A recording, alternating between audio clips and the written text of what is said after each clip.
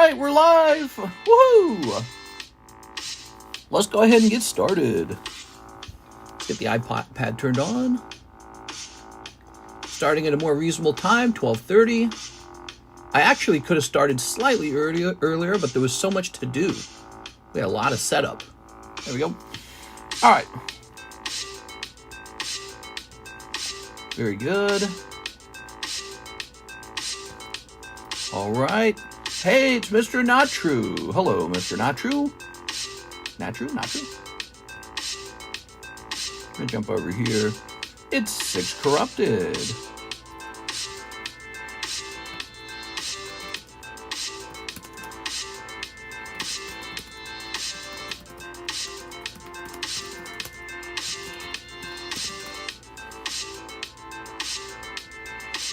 All right. Okay. We're having a price drop on one of our hottest sets. Because I think I can source it that cheap. Let's see. Here it is. Nikke. Going from $7 to $6.50. Yay! Alright.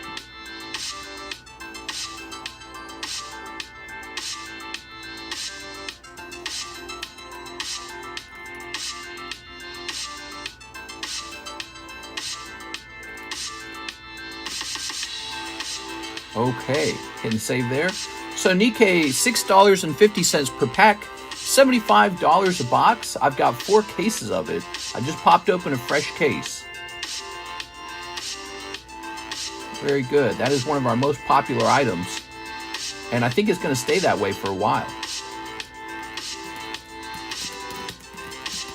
We're going live for Wednesday night. Okay. And save on that.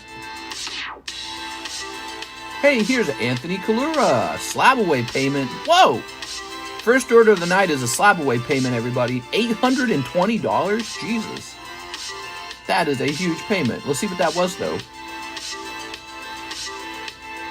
Oh, he's down to $4,000 now. Some $4,900 thing.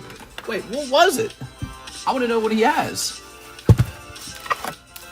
What does he have? It's got to be like a Umbreon or something. That's expensive. All right, let's see. What does he have? None of these. Here's a Tyranitar. That's send collectibles. Oops. Hello, mister, says Chent Zeg Vong. What's up, man? Let's see what the heck that could be. No, that's Rage Quit Bit. What did he get? Rage Quit Bit has a $4,000 card. What does Anthony Kalura have? Apparently I didn't write it down. Huh. Something really expensive. Nikke sale, what's the occasion? The only occasion is that I have 4 fresh cases, and I believe I have a way to acquire more of them at a competitive price, a very competitive price. And so I'm able to actually lower my price. And because the theory here is the price goes down, sales go up, and we do a volume thing. People buy more of it, and then I order more of it. So yeah, we're in a good position in terms of product, and that's where you want to be on a popular product. We are. Oh. All right. Nikke. Oh. Very good. Hey, mister, I was at another pull stream. I didn't like their Monster Energy Zen vibes. Zen. We are. All right. What do you like about this stream, Uncle Mike? Educate me. Because sometimes I need to know how I come off. I need to understand what we're doing good or what we could be doing better at. All right, let's turn this down a little bit. Yo, bro. Was he like that? Was he one of those? Bro. All right. So, I am still waiting for stuff to show up in the mail. I got an interesting BGS return coming in soon, and it should have Hello Kitty in it. I know how much you guys like Hello Kitty meow. Hi, y'all, says Cody Rogers. What's up, Cody Rogers? How's it going, man? Lots of new breaks going on here. This Blastoise break, I think it's the oldest Pokemon card break now, because this just reset. This is done. I don't think we need to have this on the table anymore. Squid Game Tentacruel, we're going to take him down. Bye, Squid Game Tentacruel. So he's down. Anything over here? You could argue the Mega, but the Mega is meant to take a very long time, so that one's not getting any help. Your open-minded, no-hate policy. Oh, there's hate. I hate it when we can't pull the cards we want. Mr. We're bros, right? Yeah, we're bros, bro. They're looking for more suspects in the New Orleans attack. Yeah, that was crazy. I was watching that. I've been talking about that. Man, it's tough fighting, you know, extremist ideologies, and then you end up with these guys who want to do really horrible things. By the way, here are our vintage packs. I feel like I can speak my mind and not get judged. That part is true. You can come here with any political view, and we can debate ideas, and you know, we don't like to shut down ideas. We like to have, if we can, intelligent conversations about them. It's tricky to do that. You have to be, you know, to do it live, to do it with real people, you have to be careful with your footing. All right. They're looking for more suspects. Yeah, that's tough, man. That's no good.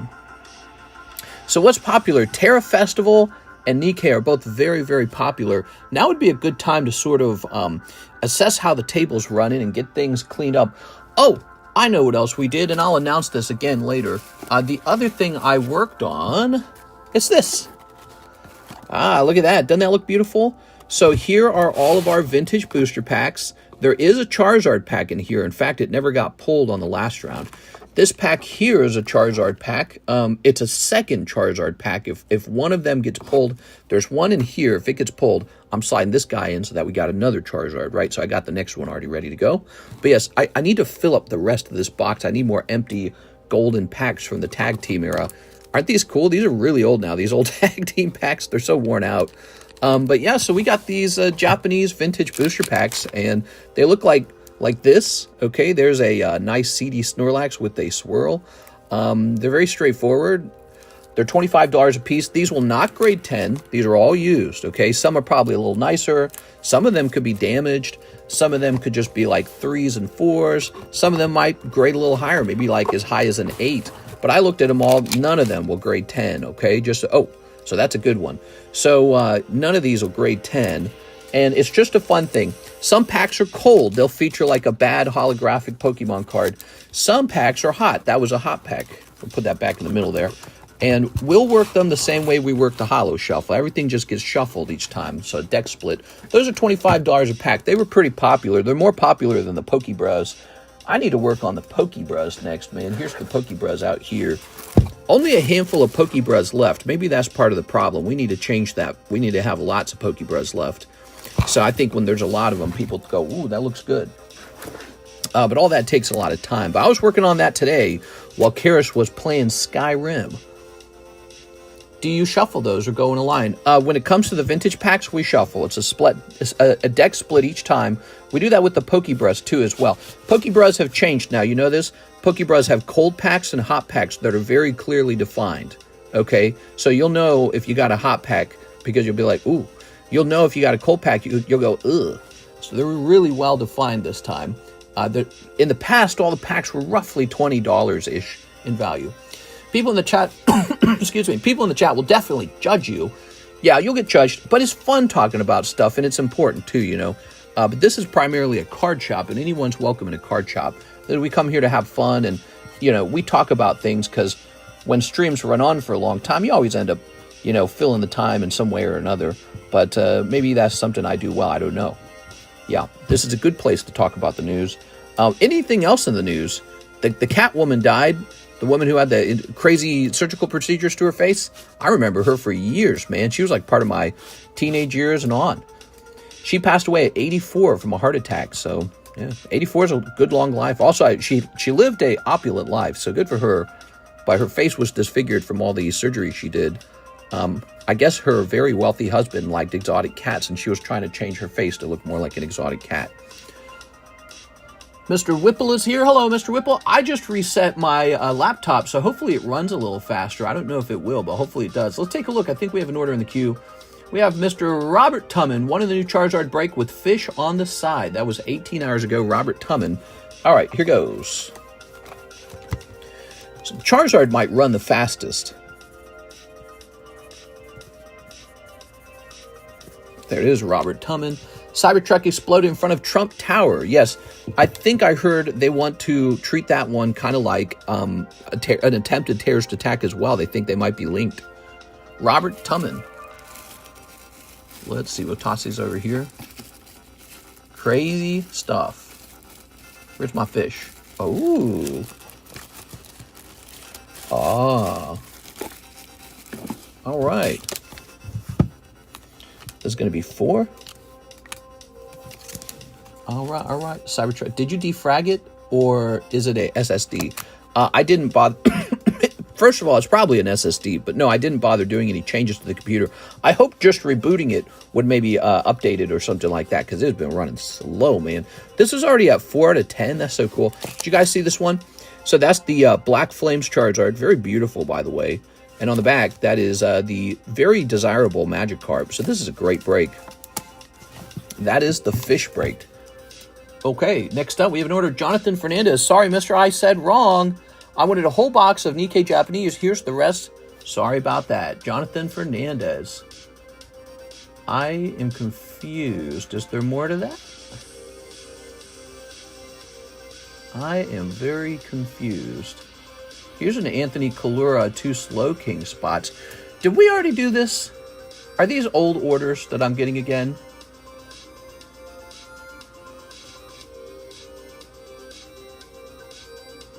I'm confused. Hold on.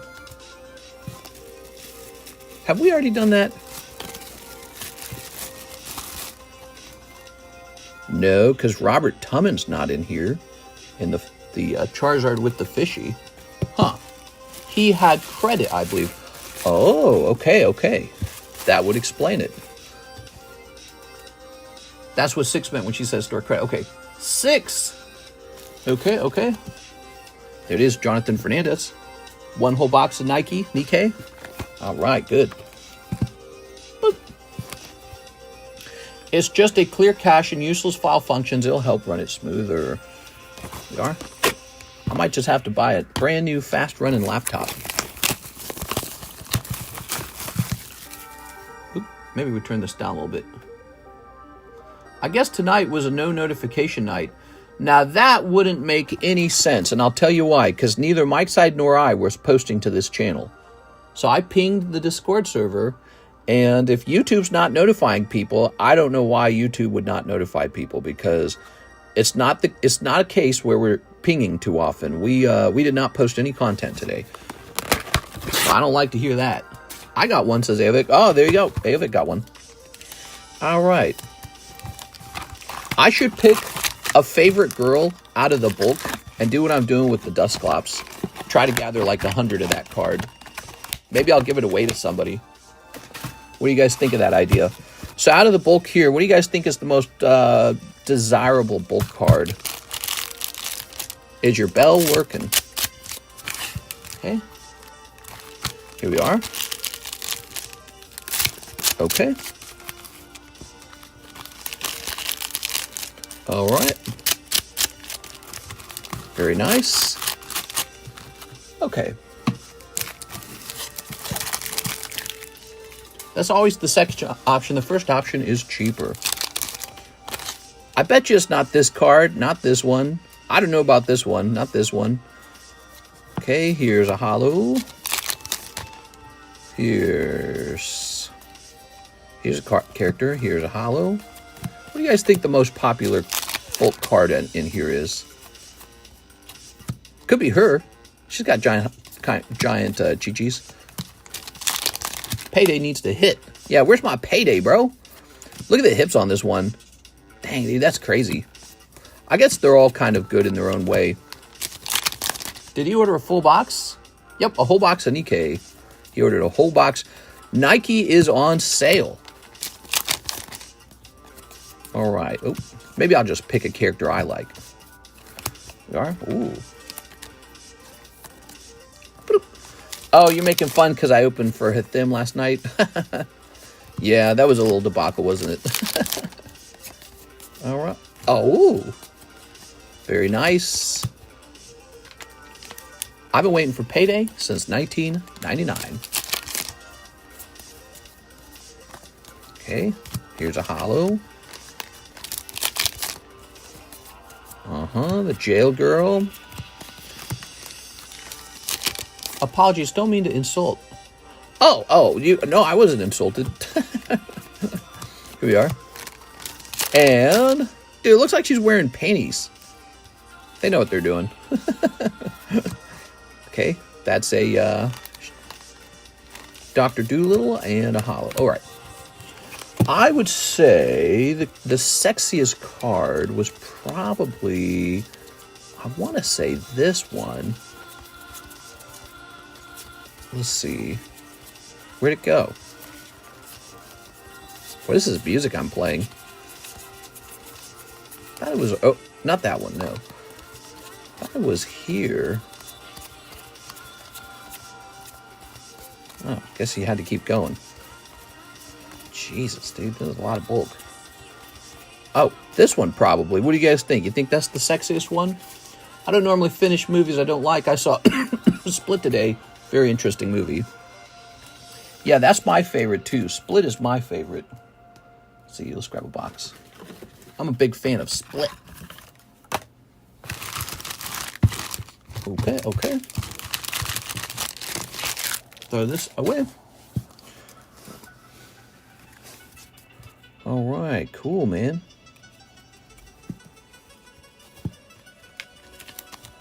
Filling this in. Jonathan Fernandez. One whole box of Nikke. Here's the girl with the pencil on her nose. Okay. Oh. Split, I heard, is being nominated for an Emmy. I think Split sucks. You ever get that friend that just hates on whatever you like? If you like something, they hate on it, like, automatically. All right, let's put this in here. Ta-da! All right. Peter Waddington's here. 4 spots in the Tyranitar break. Yo! That's a big order.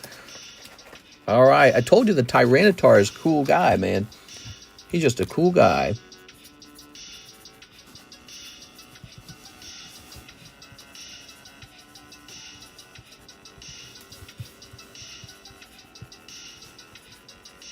I hope you pull it. You're doing basically a coin toss here, Peter.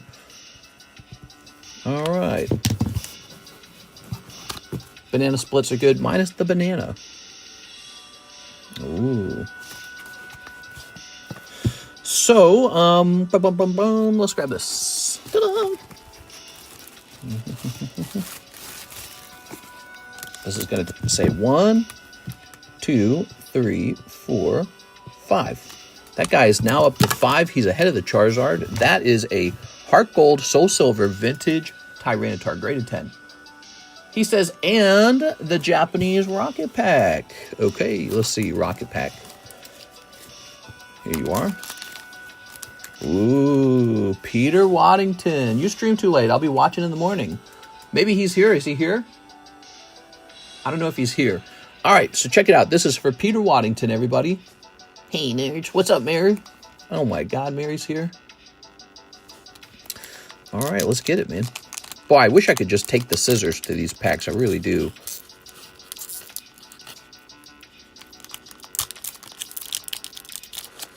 All right.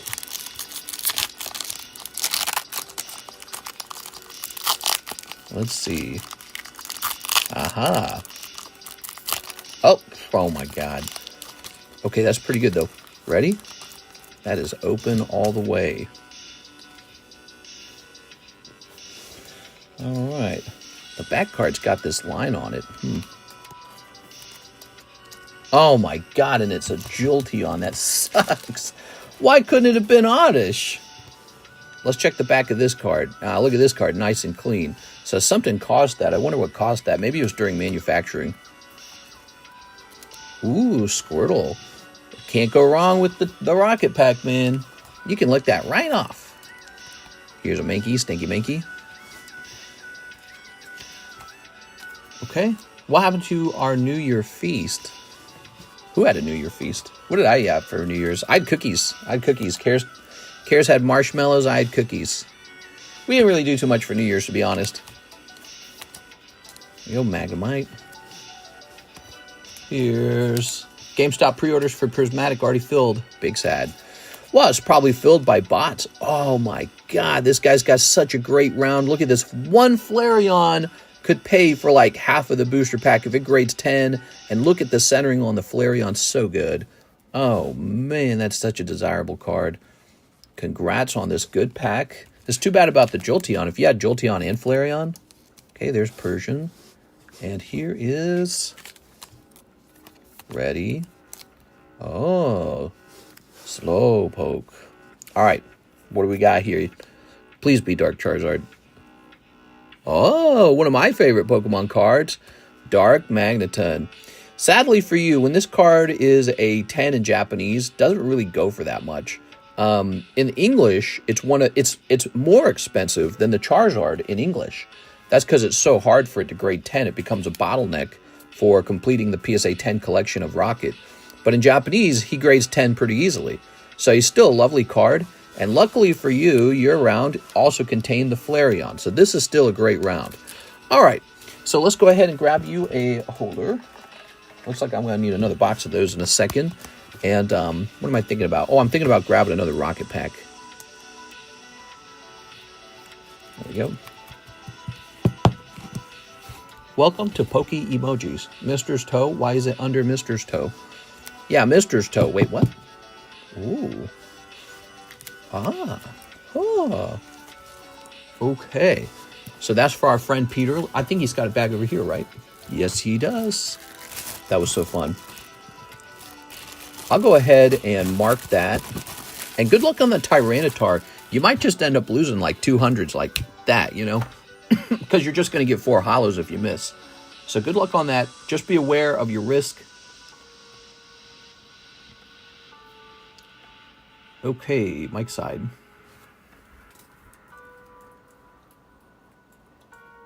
This is going to say Peter Waddington pack of Rocket Japanese. 22.45. Oh, wait, I did that wrong. All right, there it is. There it is. We have an order. Anthony Kalura wants 2 spots in the Slowking. But Slowking ended.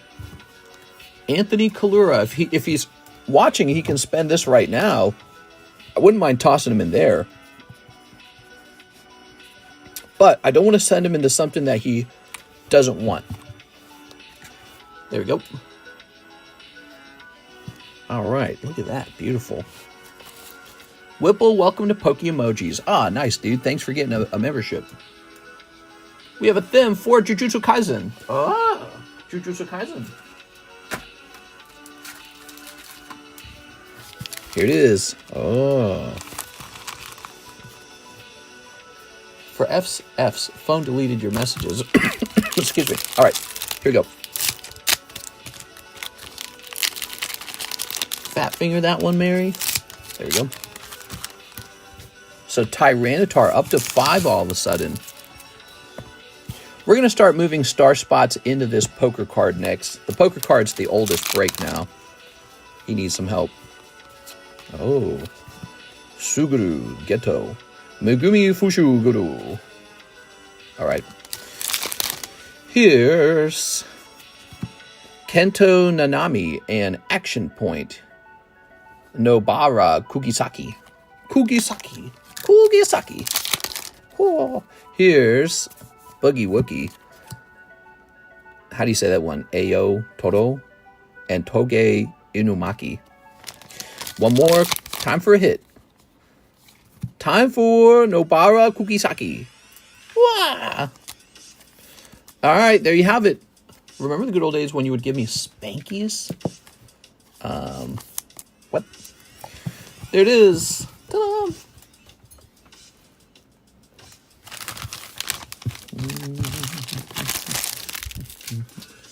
Phones suck. There we go. Oh. Them's got a bag over here.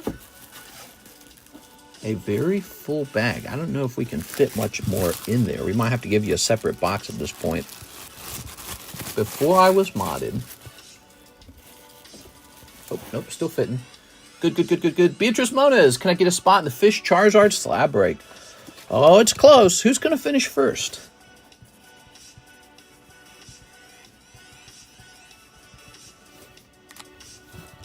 No Cash App. No, Cash App is working. We're just we're doing things in order. Okay, these orders came in first. Who only cares about wallets? Yeah, who only cares about wallets? I agree. What the hell? Okay, this ticks up to 5 out of 10. Okay, this is actually still ahead of the Charizard because it's only a 9-spot break. Oh, we just ran out of PayPal orders, and now we're jumping over here. Chen Seg Vong, he says, 4 Zard break and 2 Holo Shuffles. Okay.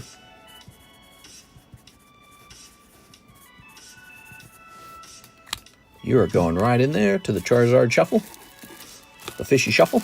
Now they're tied. They're both 4 spots away from finishing. Who finishes first, I wonder? Did you see both the suspects from the attacks were American-born and ex-military? Crazy. We are? All right. All right. You would hope being born in America would make you be, like, more American. But no, it shows you the power of extremist ideology. Doesn't matter where you're born. So, you know, yeah, it looks bad, doesn't it? You got to fight that online radicalism harder or something, you know, because you have all the actually, I think they did a study on this before. So when it comes to, let's say, terrorism in the Middle East, many people think that a lot of the terrorism is hosted by the poor, but what they found out is actually kind of the wealthy and the middle class would get into, you know, religious ideology more because they weren't trying to survive. They were moved on to ideas like politics. They were moved on to, like, maybe like higher thinking and stuff like that, right? Ooh, look at this, Princess Bubblegum. I could be wrong about that, but I swear I heard that before. Here's Charlie Brown, Pika, and Topps Halo. Sheer brutality. I saw Trump blamed the New Orleans one on immigrants. Whew. I mean, if he's born in America, he's definitely not an immigrant. All right. 2 Holo Shuffles. Let's get it. Ready? Maybe Trump means a different kind of immigrant, like maybe maybe he's like, you know what I mean. 1, 2, 3. I don't know.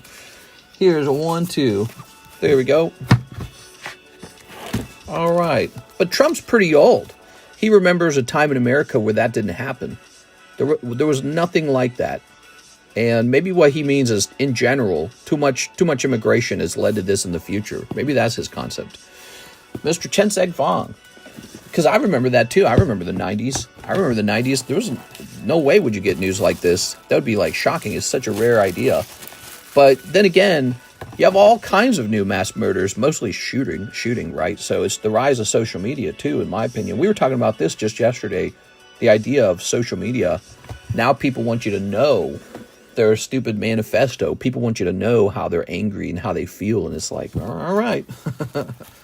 Marjorie Taylor Greene also blamed immigrants. In this case, you could not say he is an immigrant if he's born in the U.S. I don't know.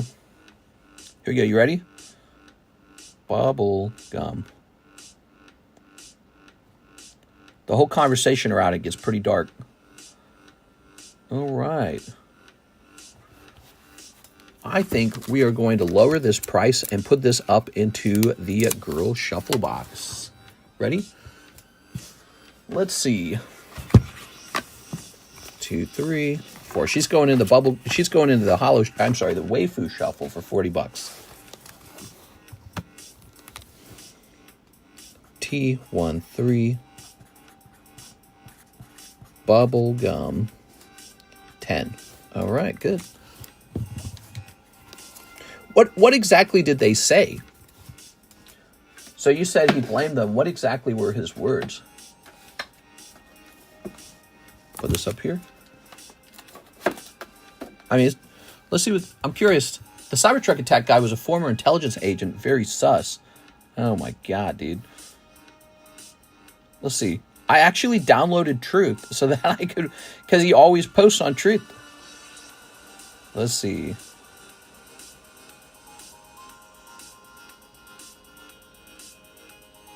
Let's see. A violent erosion of safety, national security, and democracy is taking place all across the nation. I don't see him actually blame immigrants. Look, you can see him talking here, right? He says, Trump was right about everything. Our country's a disaster. He says, this is what happens when you have open borders, weak, ineffective, virtual. So he blames a lot of things, but he does blame the border. But this guy was born in America. I don't know, man. He's a guy on a mission. He is very sure he wants to stop immigration. Here's Mr. Eddie Mendoza. One spot in the fish Zard break. You got it, man. All right, here goes. So are they spots for the cards, etc.? I'm just not sure. Law, I'm so sorry. Oh, you don't have to be sorry. What are you asking for help with? Is he asking about how the breaks work?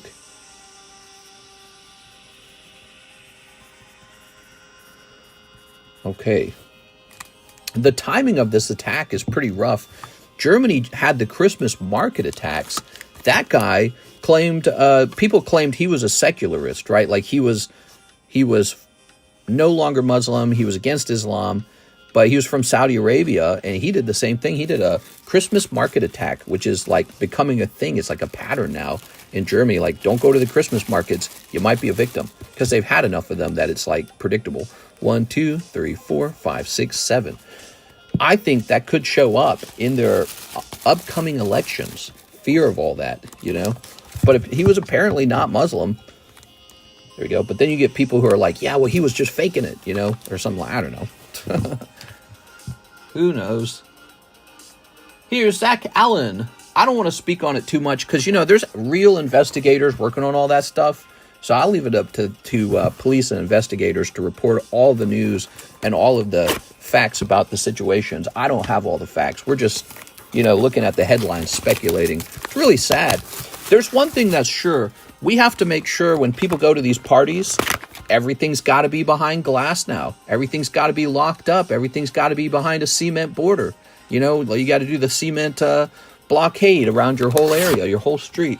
And it's so ugly, dude. It's so ugly. It's kind of a reminder when you see them all there. When you go out to hang out with your own people in society, like, hey, we're all Americans. You go out. You have to wonder if someone's going to bring I guess, just a vehicle and just slaughter a bunch of people. Like, that's dark, dude. And so you see the cement blocks blocking off the road to protect you from that. And it puts a sort of storm cloud over the whole event. You know, you're like, hey, honey, look at that. Maybe we'll be the next victims. You know, it's kind of like flying an airplane. You're like, it probably won't happen, but it does happen. Ooh, 1 box of Nikke for Zach Allen. Happy New Year's. Thanks, Zach. I really appreciate it. If the attackers collected Pokemons, this would have never happened. I actually agree. Everyone should be just collecting cards. Why are you so busy trying to hurt people when you could have been opening up divorced dad cards? C mentioned. I like the way Mr. says cement. So you buy a spot in a break for stated price and the odds are 110. Yeah, so what you're doing is you're buying a custom booster pack and your odds to pull the chase card out are 1 in 10. It's very nice because when you open something like this, you don't even get to know the odds. You don't know the odds. They don't tell you. But over here, you know, you're going after Charizard. You're buying a $40 booster pack, and he comes out of the booster packs at an odds of 1 in 10. Pretty nice. The 3 in 10 represents all the hits because you got the star card and the Magikarp card. So total number of hits is 3. But if you want the Charizard, he's going to be 1 in 10, right? So there you go. All right, let's have it. Here we go. So you got this lady, and she's like cooking for you, and she's like a maid. Yeah, they're really into maids in Asia, huh? Or at least Japan is. All right, ready? Let's see. Here's a cold one. Okay. I do miss the feeling of the 90s, dude. The 90s was so innocent. You didn't talk about this kind of stuff. Nobody talked about this. You didn't have to have this yucky conversation about, oh, how do we stop these? Same with the school shootings. That wasn't that much of a thing. And then it just kind of slowly rose up over time. And it's just like, bro. So this is where we're at, you know. The question is, what do you do next? Oh. Because what do you want to bet? There'll be another attack like this, like clockwork. We had a Christmas attack. Americans had a Christmas market attack. It was like a parade, wasn't it? And some dude who had just been let out of jail took a car and just ran it through a bunch of people. All right, the bunny. It's just because people gather to have a good time together during it, you know, Christmas time. It's like you're trying to ruin a pure good thing, a wholesome thing, and you need some kind of fix for it or something. I don't know. It can't keep going on.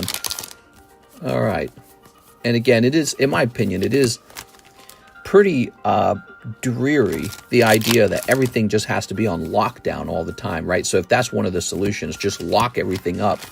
It's a reverse zoo. It's reverse jail. It's like when you go to those stores in California and everything's locked behind glass, and you have to unlock the glass to get a simple toothbrush because everything's getting stolen all the time. We're going to live in that society. Doesn't that sound great? Ooh, appetizing. What? It's a reverse zoo. You're the animal. Ooh. So you go to a festival now and you'll look at all the barricades around you so that you don't get slaughtered. How fun. Yeah, you know, it wasn't like that in the past, and people are going to miss that. We are. Live in Sacramento, my deodorant is locked in glass. Yeah. I tell my wife it's a reverse jail. There you go. You're allowed to walk freely, but everything's locked. We are. You're in jail because people who probably should be in jail are just allowed to roam. Here's Zach Allen. All right, Zach. So it's a reverse jail. They created the jail around you. You are. And that's really what it is, right? I mean, I think it's a fair assessment. All right. Like they couldn't put the animals into the zoo, so they built a zoo around everything else. And now you're one of the animals in the zoo, but you haven't done anything. There we go. Ooh. 2 security guards just got shot at Target in downtown Los Angeles. Ooh. Man. And that's just a security guard. That's not even a cop, huh? Jesus, dude. What do you do for a living? Security guard? No wonder those guys get kind of shaky. You go get shot guarding like some corporation's, you know, junk store full of junk. Yeah, I got shot protecting Starbucks. What did you die from? Oh, you know, Target had a sale on its Christmas candy, and so they hired me to protect it. Oh, sorry, bro. They're talking up in heaven. All right, so Mandalorian. This price appears to be correct. No. Is this... Okay, this price is not correct. This card has gotten more expensive over time. This is a $50 card. I'm a security. Used to work for Target. Oh, no! Well, you apparently worked at the Target where you didn't get shot. Good on you, man. Literally just luck. Topps just signed a deal with WWE. Cards coming soon. I think WWE Topps Chrome. Nice, dude. I'm going to get some WWE cards. Oh, let me turn this down. It's just how life works, I guess, a little bit. Some people get really lucky. Some people get really unlucky. And most of us have average luck. But the guy at the Target store had very bad luck. The 2 guys who got shot. All right. Ooh. So, what do we got now? What do we got? Mr. Aovic says, get me into that Charizard break. You got it, Mr. Aovic. Charizard break, probably going off tonight. All right, but yeah, people want to talk about that subject, the New Orleans attack. It's so tragic. There. Okay, let's count this up. 1, 2, 3, 4, 5, 6, 7, 8. There we go. That's 8 of these.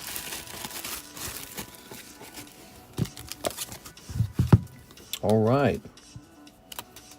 Very good. Oh. I just stay at home and stay 100% safe. But that's sad, right? Like, that's not even good for your health. I think that's bad for your health to never get a chance to go out and do things. Yeah, I don't think that's great. I want to live in a society where I'm not worried I'm going to be in a mass murder spree or ran over by a car or Boston bombing or whatever stupid thing it is. You know, is how do you get that? There has to be order, right? There has to be law and order somehow. There has to be a way to say, hey, you really will get in trouble if you do this. But also, you know, some people, they're so extreme that they're actually just committing unalive when they do these things. So that's how advanced it is. What do you even do? Miss Sarah is next, 1 spot in the Charizard and 4 holo shuffles. Sarah? Miss Sarah, how are you tonight, Sarah? It's so nice to see you. Would it be worth buying a few extra ETBs of Prismatic? Woo, man, it's so expensive. It's probably the most overpriced it's ever going to be right now. And then it might have a price dip for a little while. It just depends on how much they print. I honestly can't say, man. It's like asking me to look into the crystal ball. I think Terra Festival is the best card set we've seen so far for Scarlet Violet. So Prismatic's going to be hot. That being said, if you buy Prismatic right now and they print enough of it, the prices will fall. All the middle cards, all the like B tier cards, they'll be worthless. Only a couple chase cards will have any value. So yeah, it could be the wrong move to go too deep on it. I would just open a little bit of it, have a little fun with it, admit you're probably overpaying for it, and just be patient with it, you know? Look for opportunity in other areas, like maybe a set that you wanted to open in the past, and everyone's focusing on Prismatic. Now you can open that other thing at a reasonable price because people are ignoring it, right? But Prismatic is going to be the big attention getter on social media. So for someone like me, it's important. But for you, you can be a little more passive with your money. And Pokemon's going to reprint it. It might take a year to get enough of it reprinted, but they're going to reprint it. They're not going to miss out on their moneymaker. I got 2 Poke Center ETBs that I'm keeping for 33 years.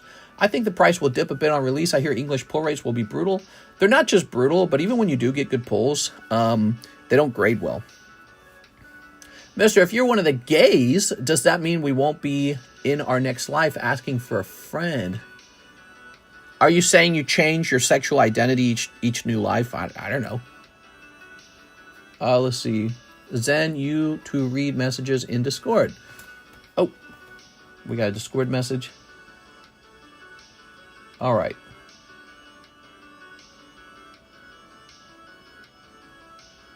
Okay, so you got a package you're saying that's really old, but one that's more recently already being processed. No, actually, if the tracking number doesn't say anything wrong, and there was a very heavy backup, that's not surprising at all, because like a 10-day difference between them is nothing when it comes to a backup. So I think that if you think about it, the way they stack the boxes up in a corner, if they stack your oldest box on the bottom and your more recent box on the top, where do you think they start unstacking, the bottom or the top? Well, they start unstacking the top first. So it makes a lot of sense that the younger box might get processed first. I would just give them more sign. The fact that they're processing it is a very good sign. All right, Sarah needs 4 holo shuffles. Do we already do that? I don't think we did that. Let's get her 4 holo shuffles. I actually worked for UPS for about half a year, and it's such a brutal job, man. UPS, not USPS, UPS. But what you have to understand is they really literally work with millions of packages in like one day because of the sheer volume of packages that come in. And even the slightest problem causes this crazy, crazy pileup that's like unmanageable. All right, here you go. 1, 2, 3, 4. Good luck, Sarah. I don't know if I can hold out for that long. I regularly eat pizza. 34 years is peak cardboard aging. Is that when everyone starts collecting at the age of 34? Ooh, that's a cold round. Sarah, try again. That is a cold round. And the holo shuffles. All right, let's grab your box. I'm 34. What are you going to do? I don't know. Buy cardboard, I guess. All right, Sarah. The good news is the Umbreon has arrived and there's no extra custom fees. Yeah, sounds like it's working good then. It sounds like you're probably going to get that second package any day now. That makes me happy. Have you talked about the Cybertruck explosion? Yeah, people mentioned that as well. 7 people injured. The driver died. Was he trying to do that? Was that kind of a, snack bar moment? Or was that he got stuck in the car? Because some people are speculating he got stuck. Them two Jujutsun. For Korean 151. All right, you ready? 1, 2, 3, 4. Ta-da! The driver set it off. That's nuts, dude. That's definitely, you know, I'm getting 72 bitches in heaven kind of thinking, in my opinion. Both of them, because it's a suicide mission for both of them. That's nuts. You are? All right. He rented the truck. How much? Let's go ahead and snip this. Have you ever been to a third party to a trade for Pokemon cards ever? No, I've never done that. A third party? No, I did that one time years ago. Let's see. Mr. Leon says, how much is it for the Charizard break? It's a $40 per spot break, but it's probably over, man. All right. Toss this over here. Hathim. We got a Holo. We got a Blastoise. Both drivers are connected. News came out that they served in the military together. There you go. All right. Very nice. Very, very, very nice. And the utility belt and Ninetales. It's some dark stuff. And there needs to be some kind of, I don't know, like answer to it. Like, what do you do? What do you do? There we go. Very good. I want that charred Ussie.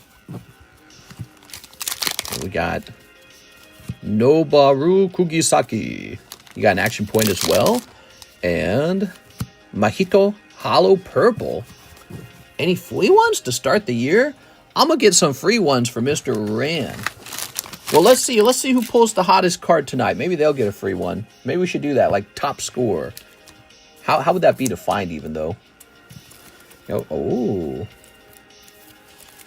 So, Hathim, you have a lot, and I think the move is going to be to start moving you into a fresh box.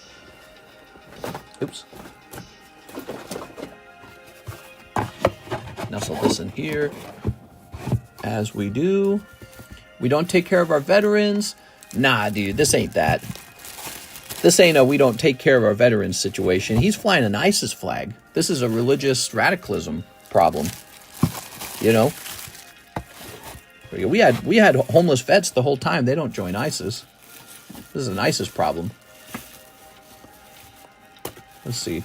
I'm not disagreeing that we don't take care of our vets enough, though. I mean, if you got guys struggling out there with depression, mental health, living a regular civilian life, PTSD, all the tough stuff, I totally get that.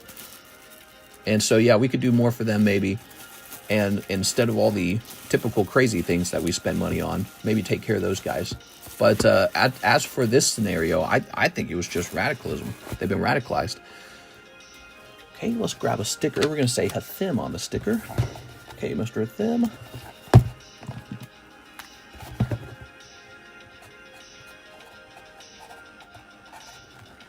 All right. Okay, and where can I put this? What if we put it right over here for now? Very good. Oh, yeah, old boy was wild in to send a message. Yeah, it's a, you know, he thinks he's going to heaven or something like that kind of situation. Very good. I wish there was a spot to put you that was more convenient. I feel like we use your box more than other people's boxes, and we could put you very close nearby. Let's just put you, what's this? We got some of these right here. Why don't we get rid of these off the table, off the shelves? I don't even know where to store these. You know, I got like 3 boxes of this stuff. Also, I believe these things happen every decade. We just don't have camera phones.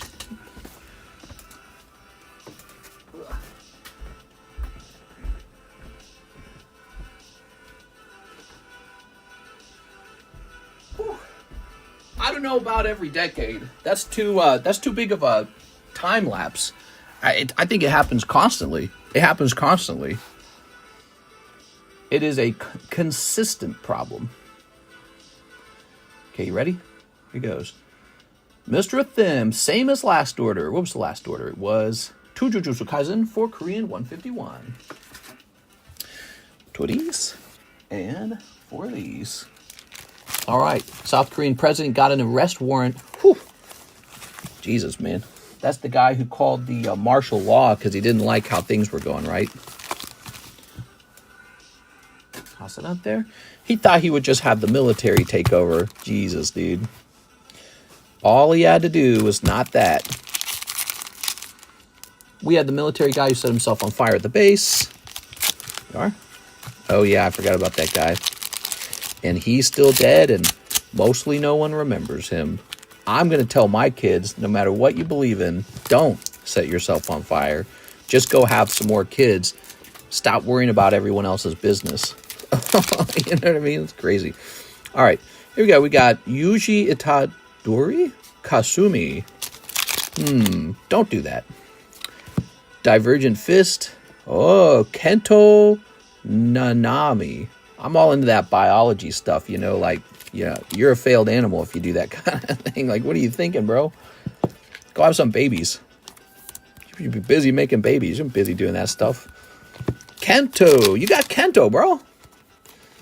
Ooh, hollow. We've had security cameras for even longer. That glasses guy is a beast. Oh, ooh, golem.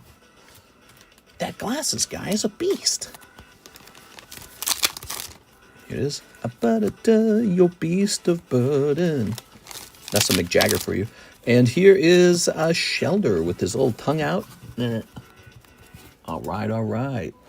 So that Charizard is 1 spot away. Did someone finish him?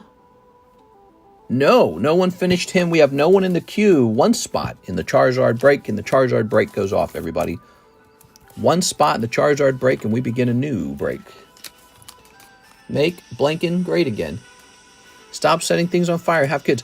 Well, so there's always some atrocity going on in the world. Truly there is. I promise you. Someone in the world is being oppressed. Someone's being, you know, somewhat genocided, you know, hated on, pushed around. Like the Uyghurs in China. You going to set yourself on fire for the Uyghurs in China next? And it's like, bro, you can't save the world by setting yourself on fire.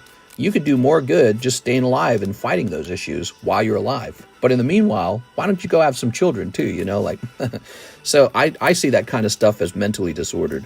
Don't do it. Don't do it. All right, let's see. He was in the news for a little while, and I don't even know his name. And I only remember him because you brought it up. Otherwise, I forgot about it, and most people will have forgotten about it, and that's really how it is. You know? All that. All right, we'll forget about the guy who set the lady on fire in the subway. We'll forget about him. Give it like a year. We'll be like, who? What? Oh, yeah, that one thing.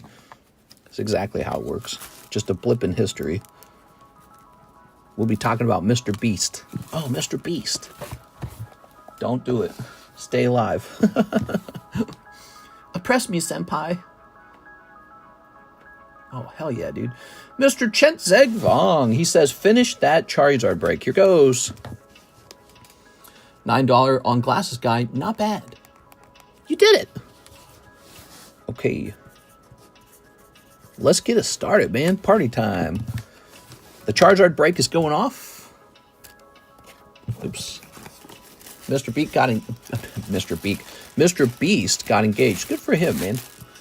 Some lady marrying one of the most successful guys in the whole world. What's that going to be like? Does she have any power in the relationship? Probably not. She probably like, oh, yes. 1, 2, 3, 4, 5, 6, 7, 8, 9, 10. All right.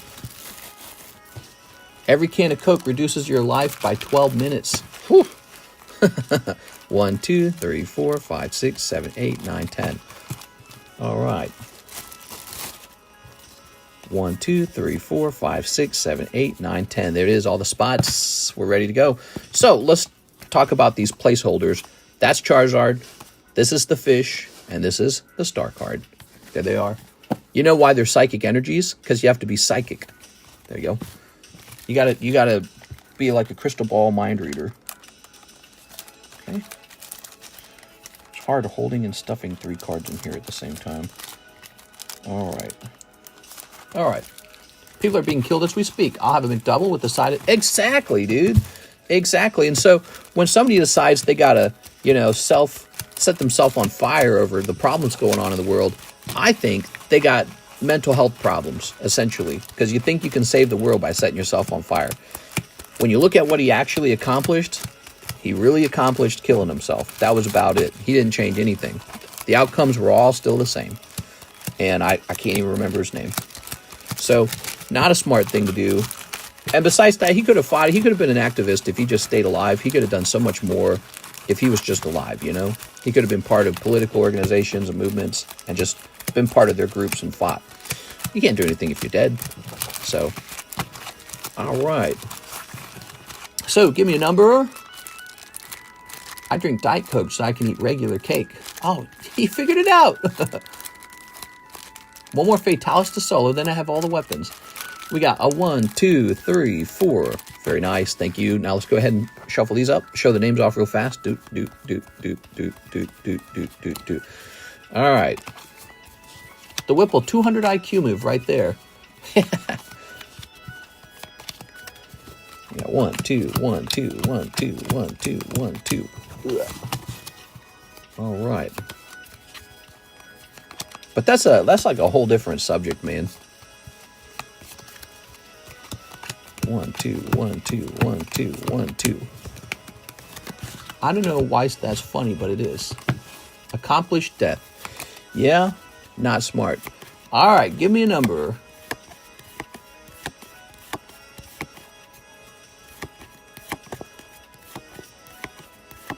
Six. 1, 2, 3, 4, 5, 6. There it is. Very good. Good luck. Somebody pulls the Charizard. Somebody pulls the Magikarp. Somebody pulls a Star Spot.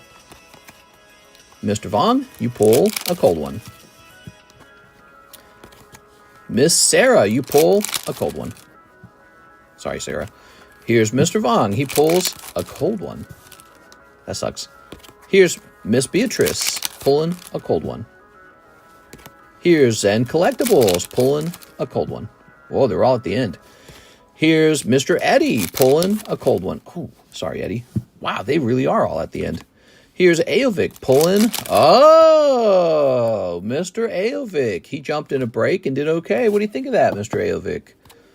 All right. Mr. Zen Collectibles picking up the Star Spot. Okay, you're going into the other break. And Sven Jansen. Cold. And finally, Robert Tumman picks up the fish because he has to, because there's only one pack left. All right, that's the end of it. If only there were enough spots for everyone to pull a hit. Miss every shot you don't take. I remember when Steam Siege was the meme.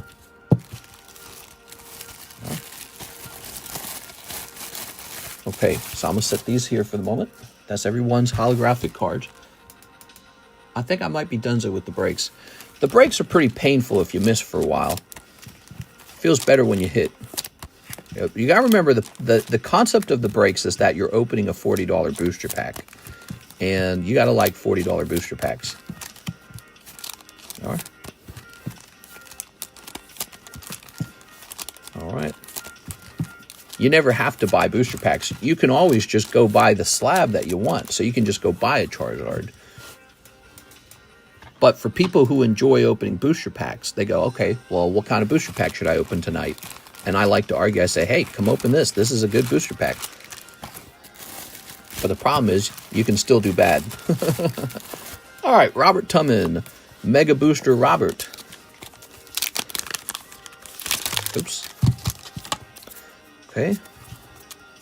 I found 2 Ancient Origins and 3 Roaring Skies today. Nice, dude. What? I remember when they fished on TCC's docks. Hey! We don't deal with that anymore. We're in a more secluded part of the lake. Oh, that's a nice fish. Congratulations, Robert Tumman. We save that. Mr. Zen, he's going to move on to the star spot. That's going to be the poker break at this point. Poker break is moving no matter what. You might want to get in there if you want a shot at the high stakes poker break. Okay. So this poker break moves on to 11 spots now. Fascinating. 9 spots remain. And then the big pull was our friend, Mr. Aovic. He's been a pretty big buyer for a while now. He definitely peeks his head in and buys some stuff all the time. Whatever happened to the property your ex-employee was housed in? So that one has to be sold. We're going to be selling that, and we're going to be selling the blue house as well. We got 2 houses to sell. All right, there it is. Look at that. Beautiful. All right. So we'll put this here, and we will go grab this. 15 losses. Ooh, that's rough, man. I don't know about that. Jesus. That's why I get multiple spots. You're more than likely going to miss 1 spot depending on how many spots. Yeah, but then again, if you take multiple spots and you miss, you go in deeper, right? Your loss is higher, faster. But I see what you're saying. All right. Like this guy, he took 4 spots out of 9. That's worse than a coin toss. So he could lose $200 like that. So you got to think it over a little bit. Now, what did we just break? We broke a modern card, didn't we? We need a new modern break. I want to do a really special modern break. So give me a moment.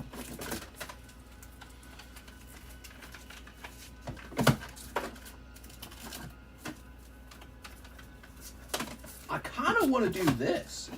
I kind of want to give people a shot at this.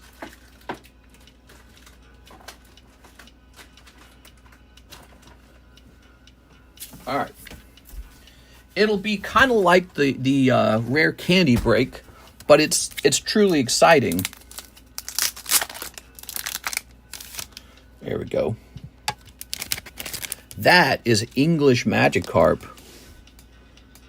This card is really expensive. What do you guys think? Yes? Yay, nay? Tell me if you want it. Maybe we don't even call this the modern break. We truly call this the fish break. All right, so that is Paldea Evolved Magikarp. Think of all the money you've wasted opening up Paldea Evolved. And now think you can waste even more. All right, because even here, you know, somebody's going to lose. All right, so I say we do... I want to make a little money. I say we do 34 spots. So yeah, remember that. I got to make a little money.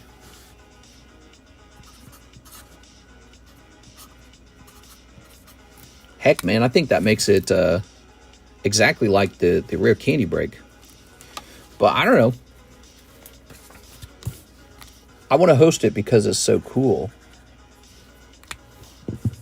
He's about 1,200, 1,300, right? That's right. So you can multiply 40 times 34.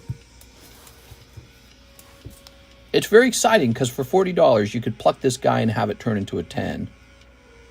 But remember, that means most people have to miss. So if 34 people buy one $40 spot, only one guy walks away with Magikarp. Everyone else buys a holographic card for $40. So think that over. He's ready. He's good to go. So that is the fish Magikarp English. There it is. That is Magikarp English, the desirable English version of the same card. All right.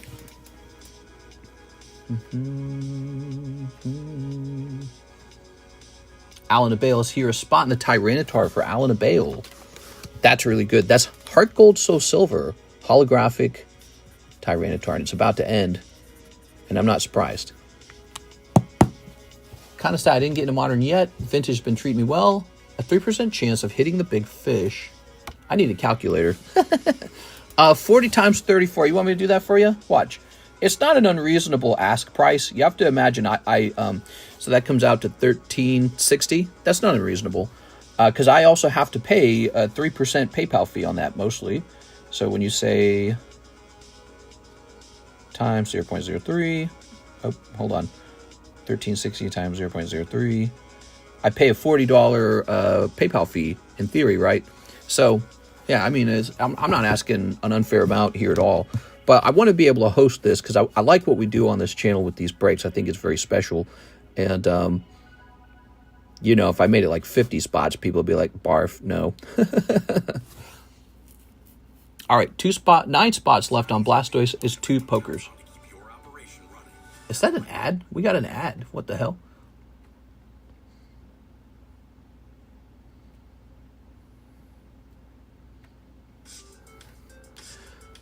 Didn't know it was worth that much.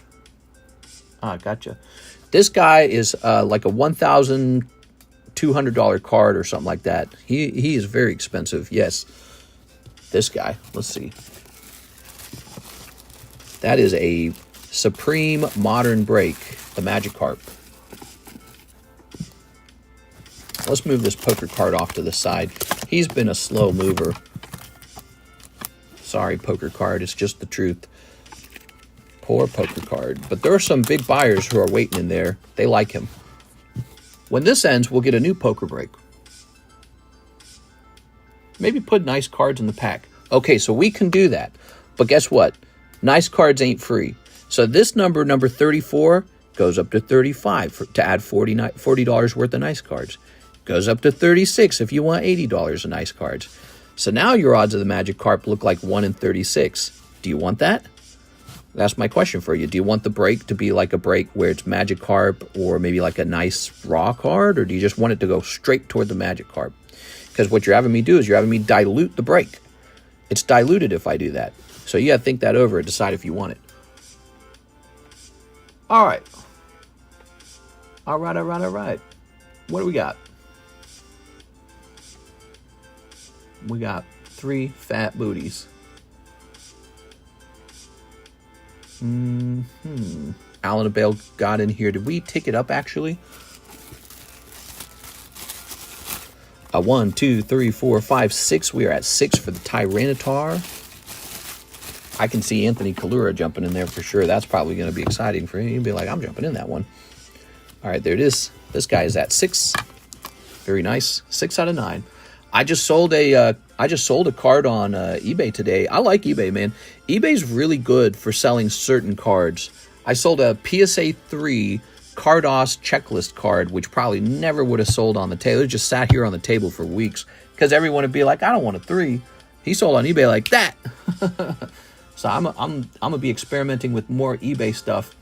Mr. Roel Campos for the Zard, if it's still up. You just missed it. Can I put you in something else? This guy's pretty close.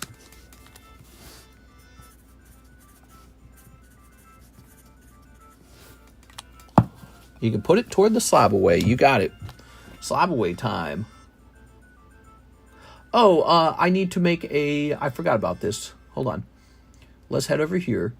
And we need to make a breaks history break. My bad. Charizard Modern. Who pulled it? Avik? 1. All right. Who doesn't like a good Charizard break? Now, he says put it toward my slab away. We're going to slab away. We're clicking on this. Dusclops going to 270, right? Boom. All right.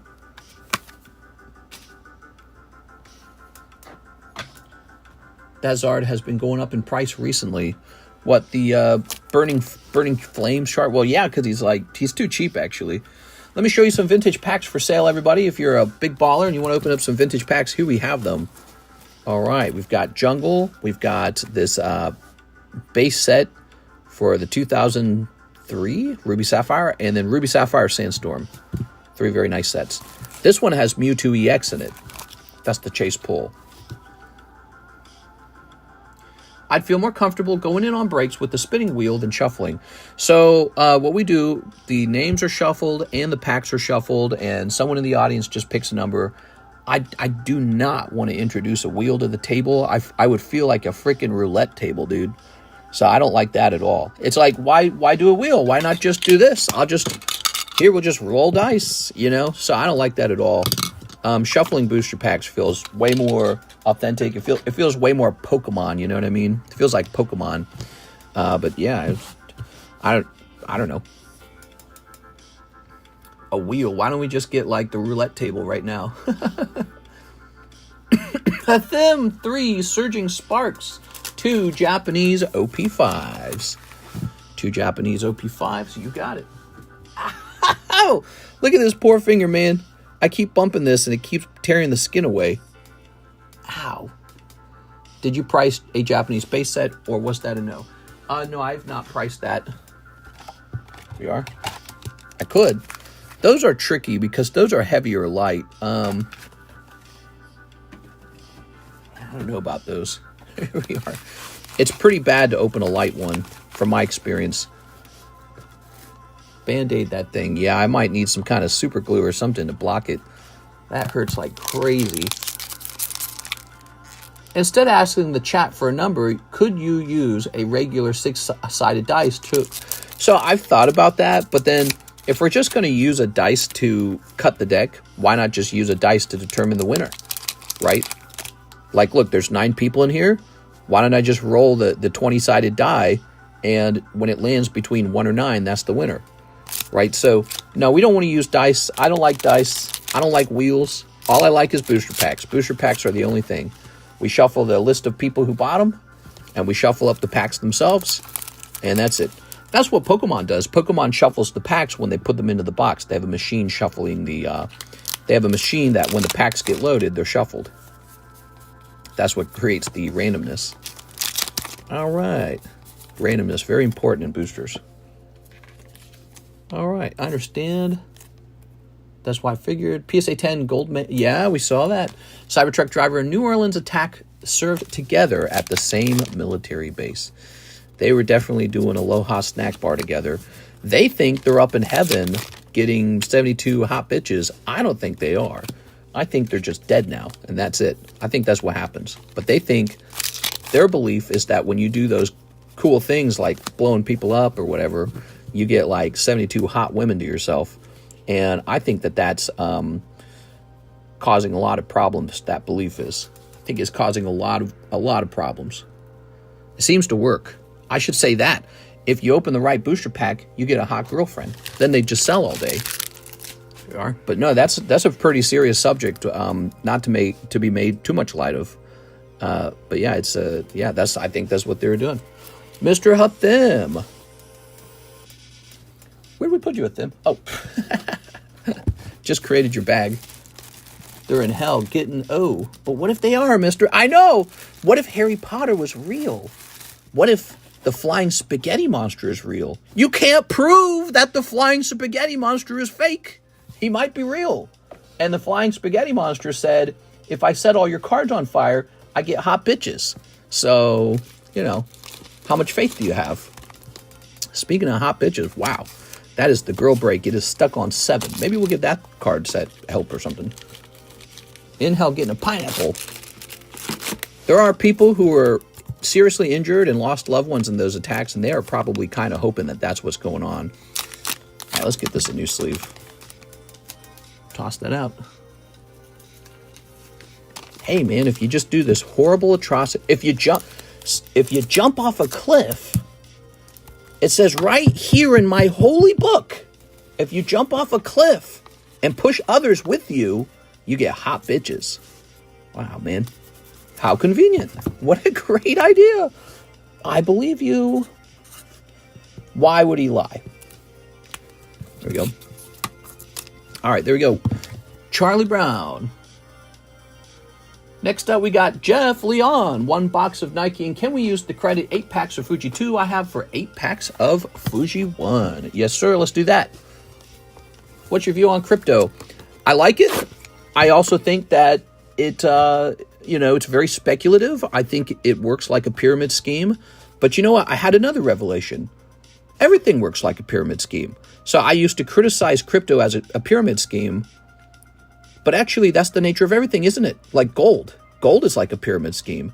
You buy it, and every time a new layer of investors buys the gold, it gets more expensive. So the people who bought it the earliest win. So it all works that way. So that's not a fair criticism anymore. Same with the stock. Apple stock was like $6 a stock now. It's like $1 bazillion, you know, because they've done stock splits and everything. So Apple stock used to be cheap. Now the next layer of investors who buy Apple, they're not really getting as good of a deal as the early investors. So that's how it works for everything. So I shouldn't criticize it for being like a pyramid scheme. Everything's kind of like a pyramid scheme. So that's not going to be in my repertoire anymore. But I will say this. I think that there was kind of a criticism of cryptocurrencies in that movie, that TV show that just came out, Squid Game Season 2. They were kind of criticizing the crypto bros who kind of hope that it goes to the moon and they buy in on Stinky Poopy Coin, and then the people who follow them as well. I think there is sort of a gambling-like behavior, but then again, that's also true with Pokemon cards. So again, I come back to, I don't know, it's just, this is what people want to do with their money. Just be smart, okay? If you're going to gamble, don't gamble your life saving on Hawk Tuah coin. You know, because I heard there's guys who did that. Like, bro, why would anyone need to tell you not to gamble on Hawk Tuah coin? Yeah, but nobody is expecting it to go to the moon. That's why I'll make the highest return. It's the riskiest investment. Therefore, if I go all in on red, I could double my money. Right? So you see that behavior, I think, with crypto bros. And it's a new access to a new type of gambling. But then again, the stock market always did have an element of gambling to it. And so it's a very easy way to gamble because you don't have to walk into a casino. You don't have to admit to anyone that you have a problem. And if you win, you just look really smart. Yeah, I'm a smart crypto bro investor. But that's true with everything, okay? That's true with Pokemon cards. Let's say you're not even opening packs. You're just buying slabs and buying sealed product because you're like, I'm so smart. This will definitely go up. And then you bought the wrong one. You bought Darkness Ablaze Charizard and Darkness Ablaze booster boxes, and they don't go up. Nobody says, bro, you might have a Pokemon card buying addiction. Maybe take care of your wife and kids. Nobody says that. But then the camera focuses on maybe a guy more like myself, where I bought a bunch of cards, and they all went to the moon. It's like, wow, you could do this too. You could be rich. You know, and I got lucky, though, because Logan Paul, he did his box break, and all my stuff really went up in value because of that. That's what really got me started. Okay, but I didn't start out that wealthy with Pokemon cards. I just had a passion for them, and I was there at the right time. Whoa! What is this? All right. Let's see. Here's a holo. I bought 1,000 Dogecoins. 2025 is supposed to be a good year for it. Sure. Well, again, so I'm not going to call it a pyramid scheme because I honestly think everything's kind of like a pyramid scheme. Limited resource. The people who buy in first win. If you're buying and you're the last row before it crashes, the bubble, whatever you want to call it, you lose. And that's just the nature of probably all investments. All asset classes have the ability to do this same problem. So I'm not going to criticize it that way.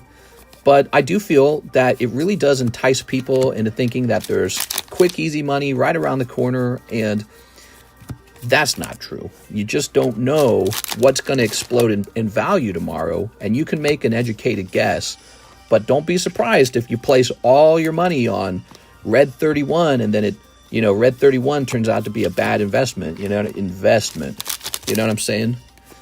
But here we are. But you got a more established looking like investment groups buying Bitcoin and some of the more obvious cryptos, and those might do well. I don't know. There's just no way to know. It's really uncertain. You have to have beliefs about Bitcoin's sort of like it's not provided to you by the government. And so in a sense, you like it because of that, right? You don't want to support the government's crypto. So, or maybe you like how it can be used for international transactions. That's when I started liking crypto. I liked it for that. So it's very effective for international transactions. And I was like, oh, now it has a legitimate case use. And I was like, all right. Oh, here's this. I'm going to sleeve this one up. I'm going to save 100 of these. Booby girls. So anyway, so crypto, I'm not really a crypto bro, but I like the idea of it. And I have some crypto, and it's done pretty good for me. Yeah, so I have some Bitcoin, and it's almost doubled. So I look at that nowadays, and I go, wow. But it's also not the best performing asset this year. I believe it's There's some assets that went up by like 400%, like Reddit did, right? Is Reddit still at 400%? There's Nvidia too. So take a look at the whole market of speculative things you can buy. The whole market. Don't assume crypto year over year will be number one. You just have to kind of feel your way around. The trick about investing, by the way, is that nobody really knows the next thing that's about to explode, because if they did, everyone would just go rush off and buy it right now. That's the nature of it. So it's always kind of a mystery. You could buy stuff like Walmart stock. That's going to give you a very reasonable small interest return rate because everyone expects Walmart to continue to do well. Everyone knows Walmart's a safe bet. That's why it's not worth anything. There's no risk. All right. XRP is decent. Retail, resale, aftermarket. Oh, you're talking about when it comes to investing. Sure, yeah. I mean, there's investors who get an advantage over you. All right. I like Reddit a lot. I bought some Reddit stock, and it's doing very, very well. And then, again, I bought some Bitcoin, probably not as much as I should have. And it almost doubled, but it actually kind of fell a little bit recently. And then I just hold a pretty large chunk of an ETF of the S&P 500, and that's it. You know, I don't try to pick stocks. I think it's too risky. What I really do try to pick, though, is Pokemon cards. I'm pretty good with Pokemon cards. All right, 8 packs of Fujimi 1. But, you know, if I've got you in here in our little stream and we're talking about spending money on investments, I feel like we've already done our job, because it's so much better to put your money into investments, slow down on stuff like going out to eat. Maybe you buy a ton of weed or something. Slow down on drinking a ton of alcohol, buying a bunch of weed, buying a bunch of candy bars and cookies. Slow down on going out to eat. Just eat some, you know, regular food, self-cooked at home, and pump your extra money into a nice booster box or slab. Maybe you buy crypto. Maybe you buy gold coin. Maybe you buy stocks. Maybe you buy blue chip stocks. Maybe you buy risky stocks, whatever. But if you're spending your money on investments rather than luxury goods, consumables, you're already doing so much better than everyone else. You really are. 1, 2, 3, 4, 5, 6, 7, 8. Okay, so if you're thinking about it, because we're thinking about it, you're in a good place. Just thinking about it, having it on your mind, being more aware of it, it's a really good idea, being more aware of those things. All right, here we go. Ready? Okay. Have you heard of the new Lake of the Ozarks show start? Yeah, I heard about that. I wonder if that'll be any good. You are? My stress from work forces me to buy weed. I blame work. I think everyone has like a vice that helps them relax. And I think relaxing is important. Just don't overdo it. You know what I mean? Don't overdo it. I sometimes wonder if humans are sort of like fatally flawed to just sort of go down the path that their biology takes them. And there's not actually a lot you can do about it. Like people who eat too much. Who's got enough willpower to just stop eating? And so they make stuff like Ozempic now because, you know, you need saving basically. So I think it's like that. All right, here's a holo. AMD is down 25%. Definitely time to buy. Nah, dude, I would not buy any movie theaters because movie theaters seem like such a bad business these days. Everybody is at home, dude. Movie theaters, some are going to survive and they're going to continue to do well. Probably like the malls, right? Like some malls will continue to do well. But man, I would not be betting on the malls to be the top profitable business at all. I would be betting on something else. AMD, what am I saying? AMD, chip company, not AMC. I'm sorry, I'm so stupid. You're talking about the movie company that was a meme stock back when the meme stock stuff began, and people realized they could spike the value of a stock and then jump off of it like, holy cow, man. Oh, I hope I win. Interesting got me to quit weed. I do vape, though. I think people who really enjoy weed might be able to quit it for a little while, and then they'll probably just go back to it eventually. But getting you to think about moderating it and getting you more interested in focusing your money toward a new addiction, which should be a love for buying stocks and gold and crypto and maybe even Pokemon cards. Pokemon cards are probably the most speculative of all of those things. Like gold, gold's not speculative at all. Gold's been around for a very long time. Gold's probably going to be worth something for a very long time. China loves it. Russia loves it. Our U.S. government bank holds it. I think the big risk for gold is if they find a new technology to mine it better, or they like locate a bunch of it somewhere and they're able to easily mine it. So there's also the other risk for gold is if it doesn't perform very well compared to the market. So gold is kind of like this precious metal that performs well when the market feels uncertain. But when the market feels like a certain place to make lots of profit, gold value will not rise very well. So it's not something you can blindly buy and just assume it's going to perform well year over year. It hasn't, actually. You'd have been better off buying Apple stock the whole time rather than gold. Apple stock way outperformed gold. But gold's up 30% recently, so it's doing okay right now. Some people say the way gold's going to work is you buy it now, and when the big bubble pops, then it's just going to suddenly spike to the moon. But the monetary bubble has to pop first, and you won't be ready when it pops to buy all the gold you need. So some people talk about it like that. I don't know if I believe all that, but I guess in theory it could happen. The gold guys, they want a collapse. They basically want a collapse to occur, but they don't want a full collapse. So if society gets so bad that you need bullets, water, and women, gold's not going to have any value. So the monetary system has collapsed. That's what they want. They want a monetary collapse, but they don't want society to totally collapse. So they want a really tricky scenario to play out. Brandon Gonzalez, Twilight Masquerade. You got it, man. So Twilight Masquerade, how many of those did you order? They want a monetary policy system collapse. They want the US dollar to go to zero. And then if that happens, the gold will go to $1 million. They're right. It will actually explode. The question is, does that happen? And I don't know. It just doesn't seem like it will. But it's also not impossible. Not impossible. Here goes 12 of these. Silver and gold will be more stable and less volatile than Pokemon. Sure, but I gotta say this. Pokemon has outperformed gold and silver hand over fist. People were actually really shaky about Pokemon cards. Around the time Scarlet Violet launches, Pokemon cards are looking like a pretty crap investment. We're further along now, and once again, Pokemon cards, you got Pokemon? You're so smart. 1, 2, 3, 4, 5, 6, 7, 8, 9, 10, 11, 12. So, I never stopped buying. I always kept buying. Pokemon cards continue to rise. And yes, they do rise faster than gold. So, I don't know. Someday that could be not true, but I don't think it'll matter for me at that point. I already benefited from it. Brandon Gonzalez.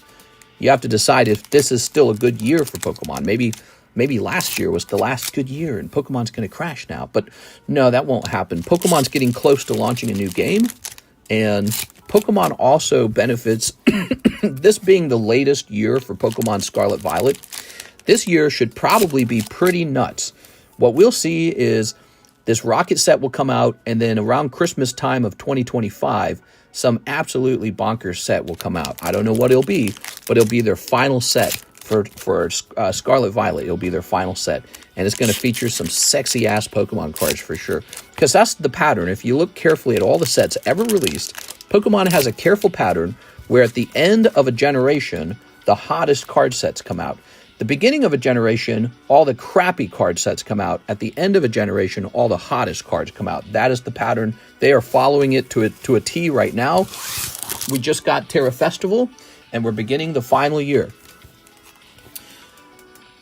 All right, so Brandon Gonzalez, good luck. But anyways, so Pokemon, people were trashing it and saying it's no good. And I think even us Pokemon card guys were feeling bearish, pessimistic. Look, there's a bear. We're feeling Blood Moon Ursaluna about it, and I felt kind of bearish, but I didn't stop buying. I just kept buying the whole time. I just kept buying because I know that's how everything works. Everything just kind of goes up and down and up and down and up and down, and next time it goes down, I'll buy, and next time it goes up, I'll buy, and that's how I do it, and it's worked for me.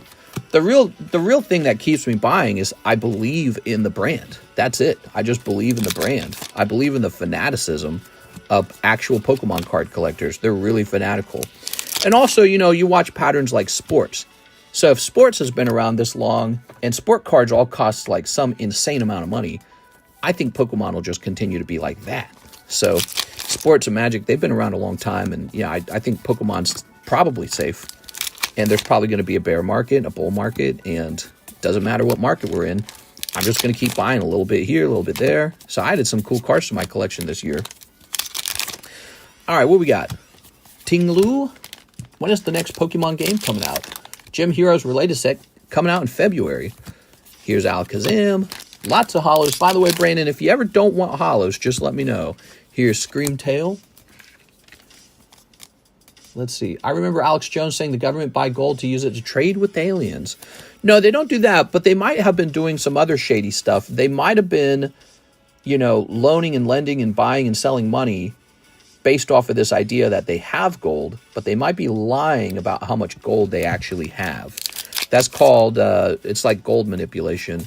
And there is some suspicion that there's some lies about how much gold is sitting in our vaults.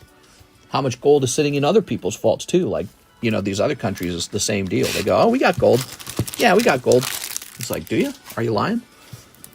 So there's belief that the precious metal markets are manipulated. Ooh. Bye. Get all the Pokemon you can get to the moon, I say. And that's a risk, okay? So that's a risk. But I like it. Pokemon's done well for me for a very long time. Look, I just acquired this one. Pop 25 Umbreon. And I got it for $750. You guys are going to see me 4 years later going, oh, look, it's you know, $2,000 now or something like, I don't know. Probably a couple years later, I'll be showing how it went up much higher than $750. And I like doing that. It's fun for me. All right. Brandon, very passionate about it, if you can't tell. Let's go find your bag. Oh, wait, you're underneath. You're on the lower level. Haha. I'll be showing that card off again and saying, oh, man, look how it went to the moon. Okay, ready? Pokemon cards are really, really, really expensive right now, though. You know what's really interesting to me about the Pokemon cards? And I thought about making a video about this, like one of those long videos that you talk about it for a while. The cost of living is unbearable. You can't buy a home. Food's unbelievable. Cars are unbelievable. Vehicles are unbelievably expensive. And yet, somehow, Pokemon cards are still going up. Explain that. So, imagine how well they would be doing if people had real money. You know, if people had a lot of money, it would be crazy, right? Like the prices would just be absolutely exploding. So it's more like Pokemon prices are doing good despite the cost of living, because Pokemon cards are a luxury. They're not like, you know, you don't need to buy them. You don't eat them, right? It's despite the economy, Pokemon cards are still doing good. So what that tells me also is if the economy ever does well, you could see Pokemon prices reach wild new heights. But that's just a guess. And I could be very wrong about that. Look at all this. So this guy's left this all behind. That's a pretty fat bag. This kind of bag doesn't get disassembled right away. This bag goes into a holding box, and he is given more time to come back and retrieve them. Is this live? It's live. What are your thoughts on Moonbreon? He's really expensive. He's like over 2,000 now, right? I feel like his price is getting into the territory of actually pretty rare vintage cards. You know, like you could buy him or you can buy some other card. And my social media rank for that card is not very high. Like, I think everyone's seen the card to death. So he is not a buy for me. He is a sell or avoid. But yeah, I've seen his price continue to rise. He's done very well.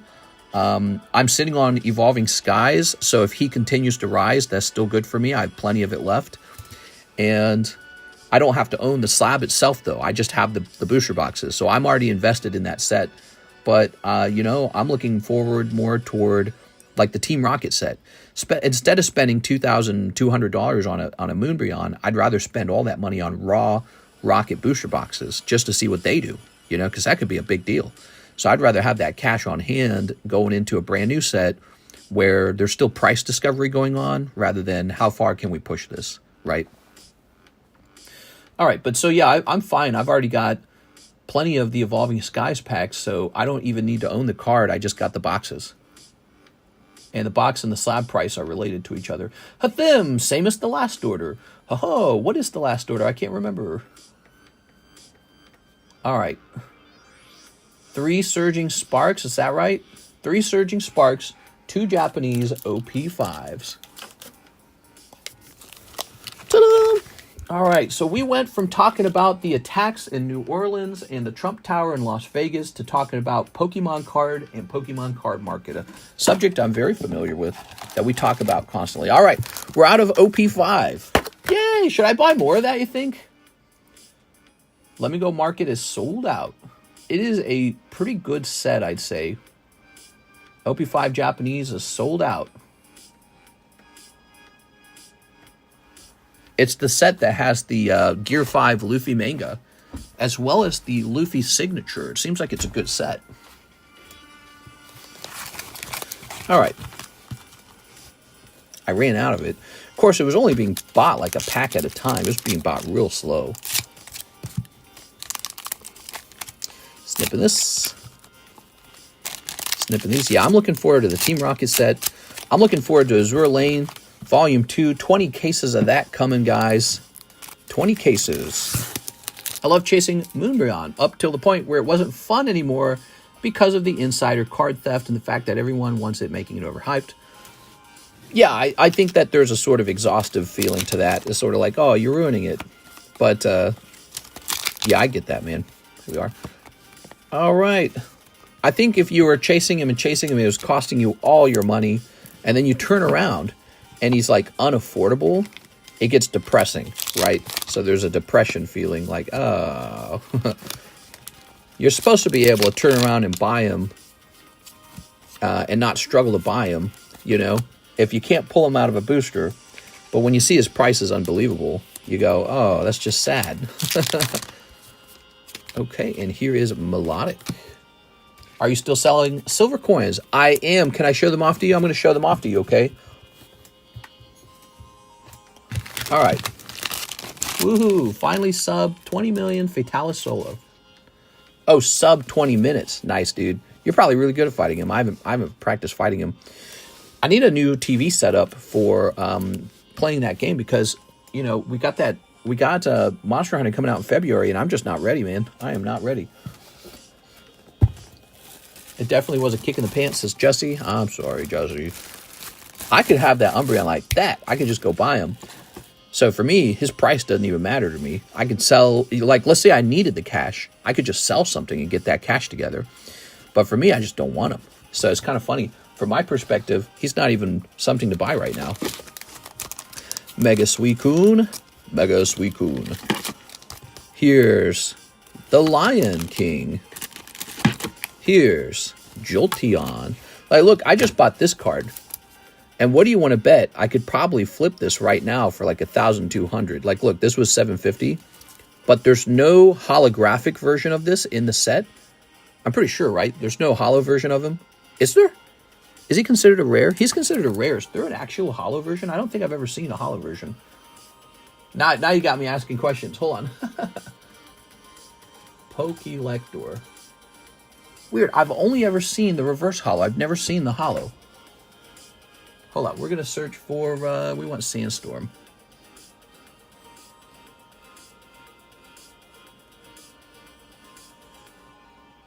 Wait. Maybe I can do it like this. Wow, this computer is so broken. Team Rocket going to be sick. I'm sick. Dude, why is this so broken, dude?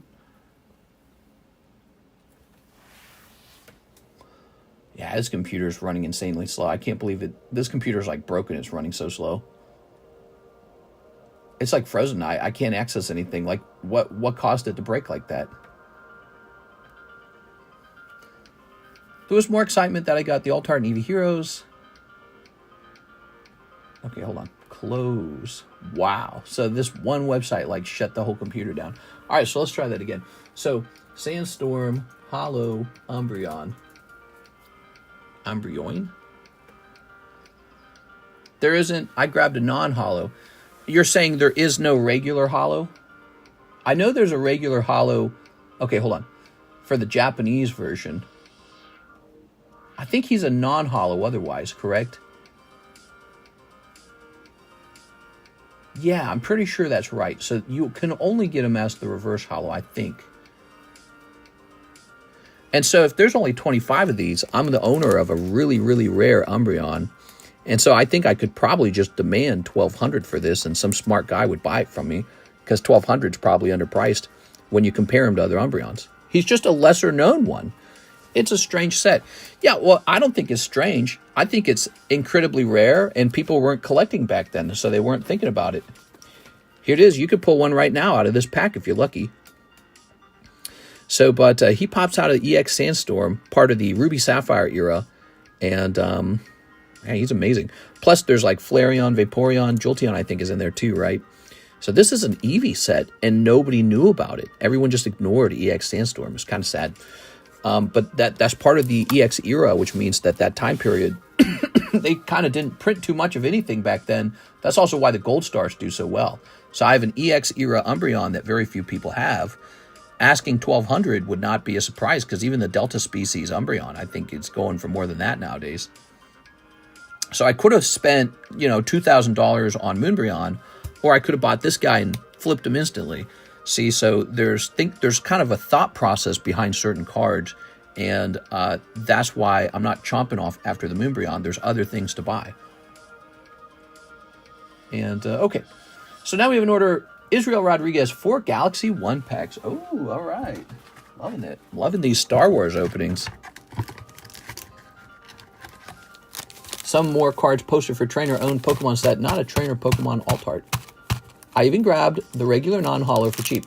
Mister, can you price your Death Stars? No, those don't have a price. Those can only be traded for the poker card. Those will be priced one day, maybe. Oh, here it is. So if you win the poker break, if you pull the Blastoises, you can keep the Blastoises, or you can have any of these silver coins. Of course, this one, well, you could have 2 of these or something, okay? Well, yeah, that's not much, actually. Those are pretty affordable. But you can have any of these silver coins. You got the Death Stars, PF70, and in particular, this card this coin is probably the one. Go after this one. It's actually more silver in this one. So this is the one to get, is 5 ounces. So here he is, the bull. You could have this heavy silver coin from the 2018 Queen's Beast collection instead of the Blastoises. It says coin up there, because I will guarantee trade you that if you want to. The Rev Holo, hard to grade. Yeah, apparently. So I feel very good acquiring that card. And this happens all the time in Pokemon. It's just some lesser known card. But it's surprising to me that it would be the Umbreon. People didn't think to get the Sandstorm Umbreon. Like, damn, dude. Lucky me. All right, here goes. Because this card should be more expensive. But since nobody showed him off, he isn't. And that's the only reason. Should have been more expensive. Where did you buy it for $7.50? I've been checking eBay and only found the regular version. I don't remember. I think I got it on eBay, actually. Didn't I? Some cards I get on eBay. Some cards people contact me and they say, I got a card for you to buy. Let's see. Some cards I grade myself. Let me search it. Umbreon. There he is. $7.50. All right. Not bad, right? That was pretty good. That was a lucky purchase. All right. The brakes are where it's at. Tossing that over there. What is that, like cat fuzz? Ready? Here it goes. Ooh. I've been buying a lot of Mario slabs. I love Pokemon a lot, but I also like the Mario slabs a lot. Look at these Christmas cards. Okay. Pack number 1. How much is it worth now? Well, it's Pop 25 and there's none for sale. I don't know what I would sell mine for, but presumably there would be a price. Like if you offered me $1 million, how stupid would I be not to sell him for $1 million? But I like him because I'm ranking him high as a good social media card in my mind, because he's a card that people need education on. So that's one of the determinants. And, ooh, I like this card. Very nice. You got 2 Jabba the Hutts. I like him because it is so hard for other people to show him off. Everyone can show off the Moonbreon. I got 200 Mario cards to go through and grade for submission. Oh, that's cool, man. Yeah, Mario's neat. Mario's he's a classic, you know. Nice. I found quite a few non-holo evolutions. Kind of sad. Yeah, there we go. Very nice.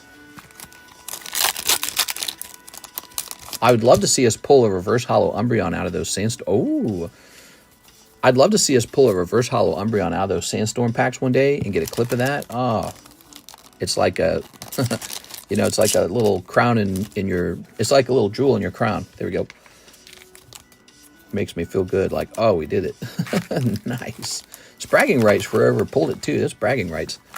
All right, Mr. Israel Rodriguez, because, you know, we record everything, and if it's your card, it's your video. You can have the video. So, you know, if we ever post something that you pulled, feel free to just take it, re-upload it anywhere you want to, on any platform. It's all you can totally do that. There you go. Oops. All right. I've been stocking up on One Piece. Just got top 8 championship card for 2,300. One Piece is kind of a wild, wild west to me.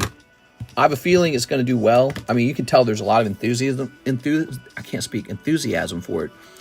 But at the same time, I never watched the show. I never got into it. So you guys are safe from me buying up all your One Piece cards. But, you know, if it does well for you, good luck. And I hope it does. All right, let's see. Jeff Leon, 4 Fujimis. Why not? Why not go a little deeper and see what's in the rest of those Fujimis? I need Kirby cards. Kirby cards. I don't think those are a thing. Did I have more Fujimi just lying around here? That'd be convenient, wouldn't it? Yeah? No? Wait, what's this? Oh, I removed this from the menu. Looks like I have a little more of this. Okay.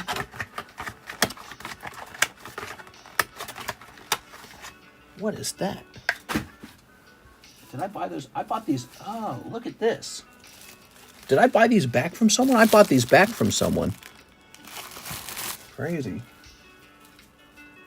I gotta put these somewhere safer than that. Those are just on the floor. All right. I think that was Mr. LaFlame sold those to me. And, all right. Oh, I remember. We took all the good cards out. That's the one Mr. bought. Last Umbreon Reverse went for $7.50. So, guys, whoever wants these, I'll do $3 a pack on these. I don't know what's in them. If you buy it, call it out so everyone else knows, so that you don't all try to buy it. I'm gonna go get some more Fuji. I'll be right back.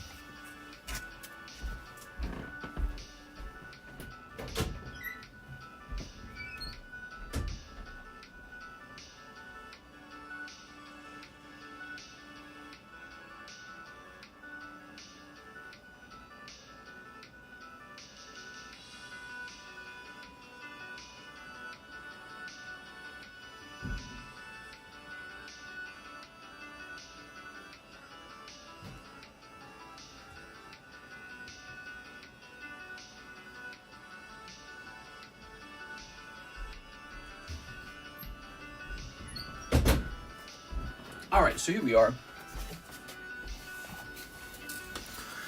Whew. I got into the show and it's been fun. I don't see how people that don't enjoy the hobby can tolerate trying to find deals and cards to make profit. Let's see. Place this about right here. Oh. So Aovic bought the Y Schwartz packs, these guys here. It's Sven Jansen. Jeff Leon. Thank you, everyone, for joining our stream tonight. I appreciate you guys hanging out with us. It's a Wednesday night. Tomorrow's Thursday, one of my favorite days of the week. Wednesday. We should have a Wednesday daytime stream, I believe. All right.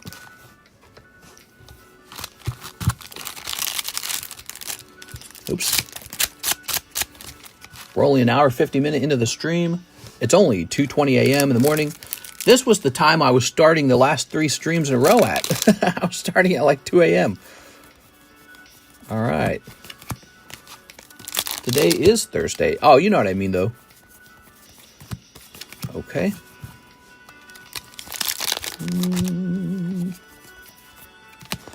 There's a girl. Here's a girl. Here's a girl. Very good. Nothing too crazy popping out of those, Mr. Jeff. That's Fuji, Volume 1. Okay. Okay. Okay. Thursday, huh? We'll place this over here, maybe. Find a new Jeff bag. Jen bag. I think we need to clean up the Jen and the Jeff bags a little bit. There are a ton. Here, this is a Jennifer Yap bag. This is a Jennifer Yap bag. That's a Jeff bag. That's a Joey Maycumber bag. Here's a Jennifer Yap bag, but it's a small hit bag, huh? Maybe we can get a couple more of those together. Like this guy. All right, so if this is a Jennifer Yap hit bag, let's put this guy in here. We're just cleaning up a little bit. She's got so many bags.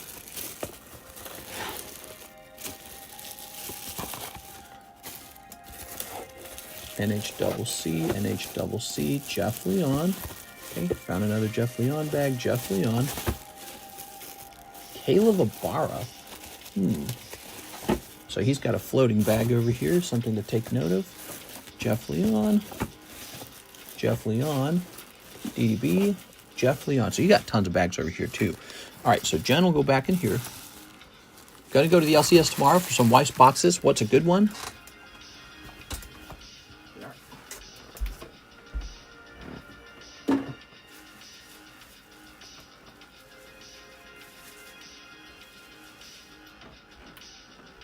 All right, and what do we do with the Jeff stuff? Do we have a Jeff case over here? Yes. Oh, nope, that's the second Gen box. Oh, no, I see. Okay, good. All right. All right, no, we got it. Okay, it looked like a Gen box. It's a Jeff box. All right, Jeff. So you got a case over there, and I'm going to start filling it up. So make us a lot of room. Ready? So we got Jeff 1. Jeff 2. Pop this in there. Azure Lane English First Edition. Jeff Leon. I'm going to take a couple of these out. Put them in here like this. Balance these baggies out a little bit. Jeff Leon. NHCC. Jeff Leon. DDB. Useless Kendo. Jennifer Yap. So found another Jennifer Yap bag. Bring this over here. Another Jennifer Yap bag. Damn, dude. Crazy. All right. So these all say Jeff on them. Okay. Let me put these away.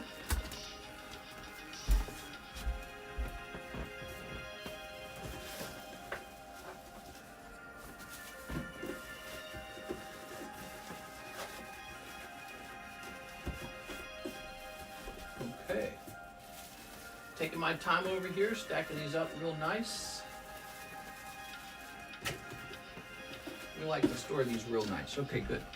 Now, I'm back. Aovic says he bought these.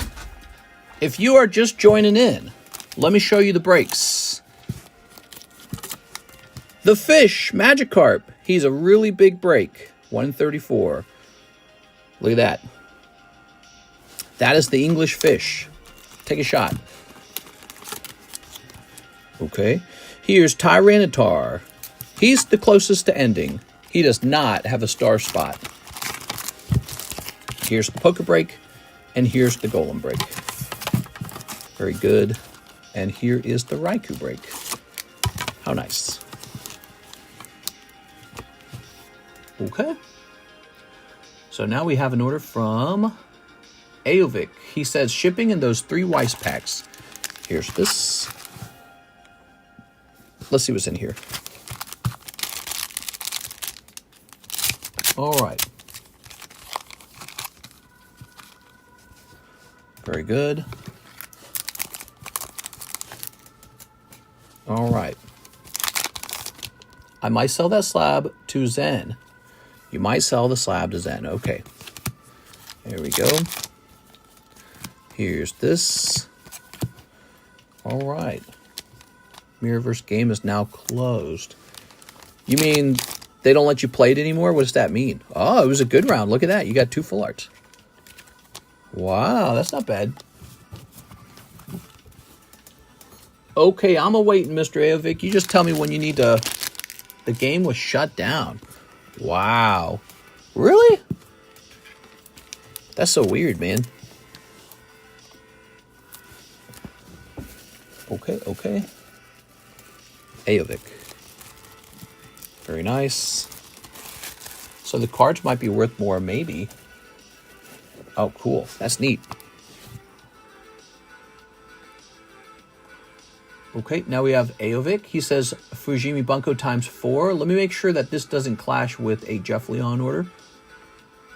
Okay, it says Hathim, Michael Moore. That one that always throws me off.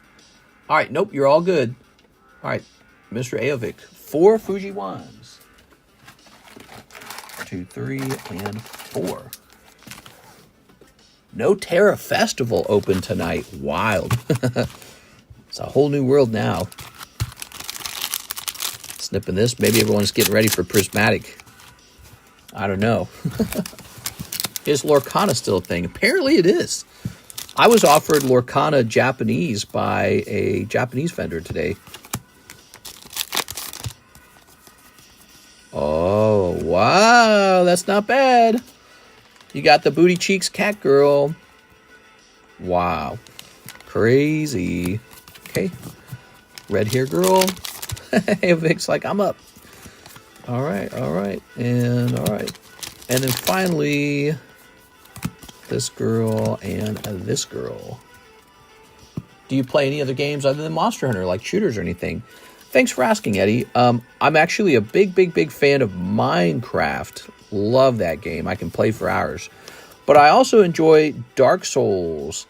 I thought I was going to love Elden Ring, and I did at first, and then I just sort of realized it lost something. You know, it lost a certain feel that Dark Souls had. I hated the open world, absolutely hated the open world. Dark Souls had some sort of special feeling that I think it's like almost an arena feeling that Elden Ring does not have. I do not like the horses. I do not like the mounts. I don't like the whole feel of it. Dark Souls had a sort of macabre, melancholic feeling, right? Literally dark. And Elden Ring can mimic that at times if it wants, but it has a more general feeling, right? Like open general feeling. And I don't like that. I'm not a fan. I wish they'd go back to Dark Souls. If they make a new Dark Souls game, I'll be the #1 fan. But Elden Ring, over time, I look back on it, and I wouldn't play it again. I didn't like it. All right, there's Aovic. Ooh. All right, I hear they're doing a DLC, though. There is a Mickey Siggy in Mirrorverse listed at 2K, but has never sold. All right, put that back over here. Very nice. All right. Mr. Thim's coming back in for one of these wonderful packs of NBA. Where'd it go? Do I need a new box? Is it new box time already? I can't actually tell. I thought I had an open box of this stuff. You might have bought all the packs, though. Ow. God, that finger is so effed up. All right, let's pop open another one of these. I just sold Lorcana Elsa PSA magazine for $500. The magazine? What are you talking about? What are you talking about, Lurkin? Start enlightening us. Sold the Zard to Zen. Okay. There we are. Very nice.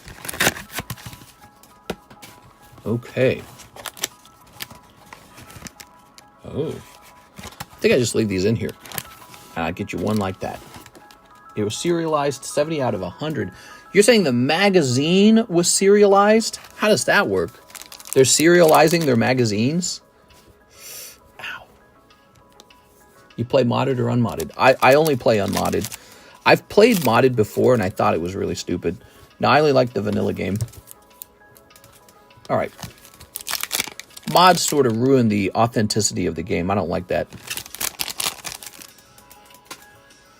Okay. Let's grab this. Very good. Here we are. Bam Adebayo. Here's Grady, rookie. Oh. PSA sends out some of the magazines now serialized. You got them by luck. How do you check for the serial number? I've got a few magazines. They just sit in a pile. Stephen Curry. Is it on the front? Derek Lively. Ooh. It's on the back. Oh, I need to go check that. I think I got like 2 magazines just laying around. I never even looked at them. Never opened them. Tyrese Halliburton. There you go, Mr. Thim. I think this is kind of a cold pack. The cover will be different. I got the base cover. Yup, different covers also. Oh. Let's see. Let's grab this and put it into Mr. Hathim's box. I'll go look real fast. I'm curious. You sold it for $500? Man, that's like free money. Because it's just a stupid magazine subscription you get with the... Okay, hold on.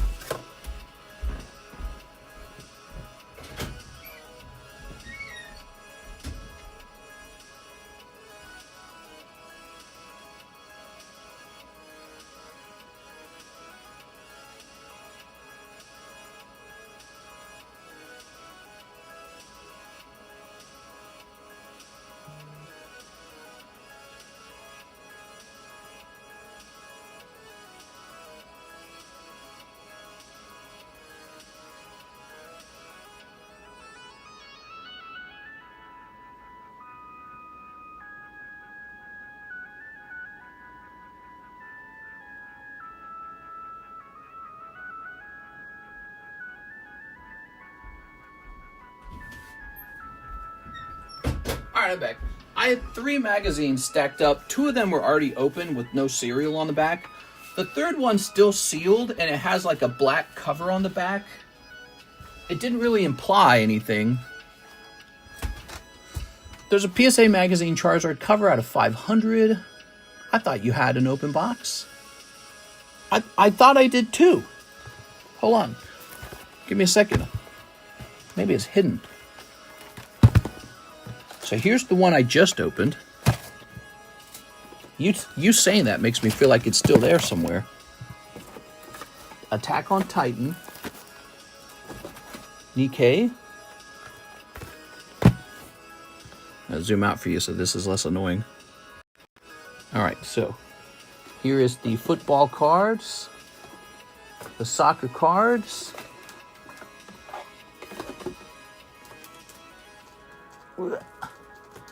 Okay, that is football. That's obviously not it. Did it like fall down somewhere? You might have opened them all. I'm not seeing another box of them. You either opened them all, or I think it's just you buying them. I don't think anyone else bought them.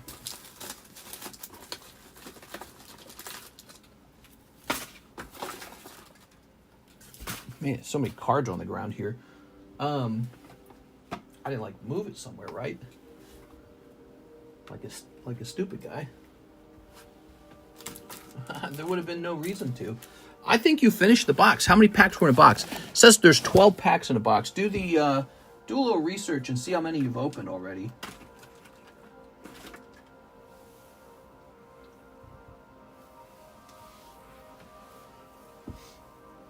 I'm just looking to see if it like slid way back there or something. I don't see it.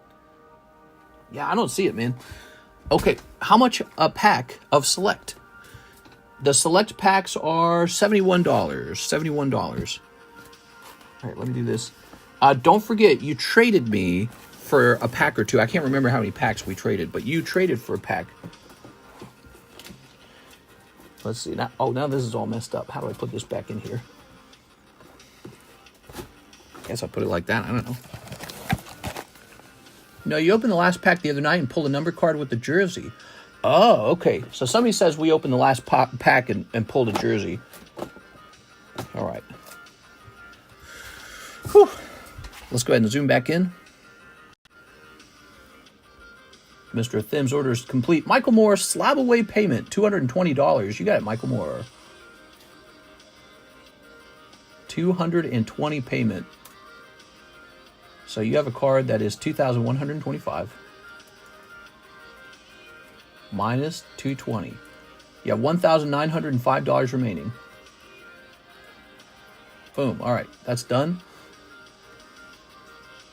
We have Randall Waters, the Jolteon slab. Here he is. Randall Waters. Wish we had more slabs to price up. Well, I mean, I have a few more, but they're non-Pokemon. I'm like 85% sure. You opened the last pack the other night. How much of a pack? You sure? Aovic, the base cover for Elsa has a 10 of 150, 175. Did you guys mention anything about the... so I got a magazine, and it's got... I haven't pulled it out of its plastic holder, but the back of it has like a black sheet. Does that sound right? Yeah, bring it in here. Here's Javier Arroyo. 3 Terra Festivals, 1 spot in the Blastoise Poker. That's right, Blastoise Poker is now receiving help to get it completed. It's getting star spots. Big fan of the poker cards, obviously. I just sent out some poker cards to grade. You know what I found out? Tyranitar Poker, super rare. Because he's actually hard to get out of the Silver Part 2 decks. I had to open a whole bunch of them. There appears to be 2 versions of the deck itself. Like, he seems to trade off with Typhlosion. So you either get a Typhlosion deck or a Tyranitar deck. So considering how expensive those decks actually are, and the fact that only half of them are going to have the Tyranitar in it, I shouldn't have sold them. I sold one earlier. I shouldn't have done it. Should have just kept it. All right. So this is going into poker. Yeah, I should have kept it. Should be building up my Tyranitar poker cards.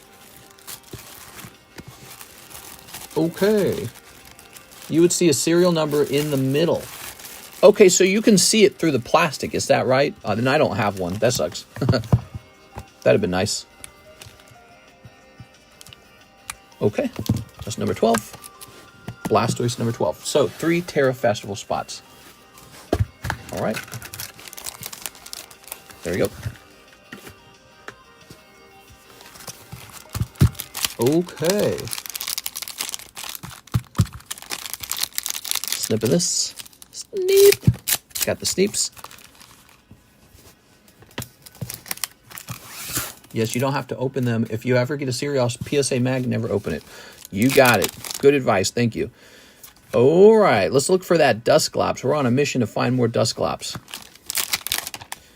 Oh, you got a gold card. Okay, Virizion. I was going to say, is it Pikachu? Pikachu is really good. Gold Virizion. That's not bad. And...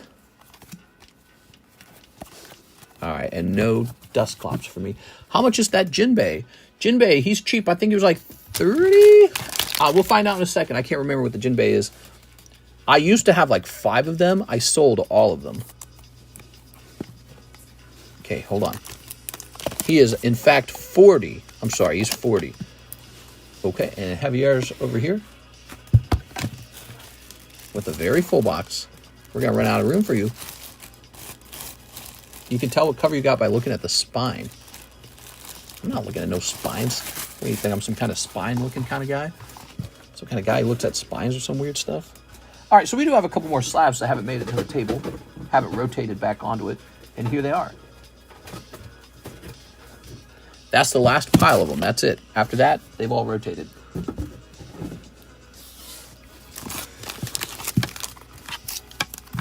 Oh, it's a Mickey Mouse card. Look at that. Oh, and there's the Gandalf, Friend of the Shire. That is CGC 10 Gandalf, Friend of the Shire. Magic the Gathering. Very hard to grade, by the way. Let's give him a nice clean sleeve. Look at that crystal clear case. CGC has a monopoly on higher quality cases. PSA needs to step up on that. They do not have as good of cases. It's just a fact. It's, you know, I'm not saying CGC is a better company, but they definitely have a better case. PSA's got to copy that. I don't know what'll required. Maybe they got to spend more money on them or something. I don't know. Still have a Dark Gary from Celebrations. I don't think I do. This guy's not changing. He's got to be 40 bucks. He's probably supposed to be more than 40 bucks. I'm not going to bother looking it up, though. This guy's a 10 Pop 2 Edward Newgate, $150. Man, I bet that's supposed to be higher. You're a great... so here's Mickey Mouse. You're a great shot, Mickey. You hold your end up, too, Pluto. Get it? Because he's got his butt up in the air. Pretty good, right? From 1935. Anyone from that time period is probably dead. This is supposed to be repriced or something, right? I think we found out the price is a little lower now. I'll take this off. We have this Ohana, No One Left Behind. Let's take a quick look at that. Okay, let's see. Search around for this. PSA 10. It's going to say Weiss. Disney.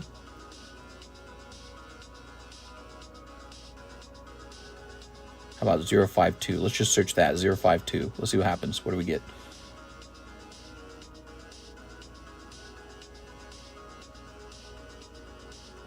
You type in 052, but you don't get 052. Ohana, maybe? Let's type in Ohana. Okay, so the problem is there's none for sale. That's the problem. Okay, so $40 it is. We'll just keep it at 40. If there's none for sale, this one's for sale. That or I failed to look it up. Oh my God, we're getting a commercial. Holy. Is my ad blocker not working? I missed upgrades on CGC slabs. I never cared for subgrades, so it doesn't affect me at all. Dang, dude, I'm getting like a nicotine ad. Crazy. All right, there we go. Okay, okay. Next up, we have Mr. Zen. He says, here's $140. Give $135 to Mr.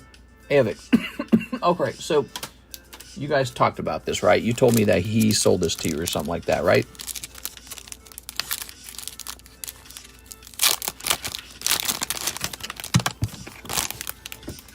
Gotta use Brave Browser.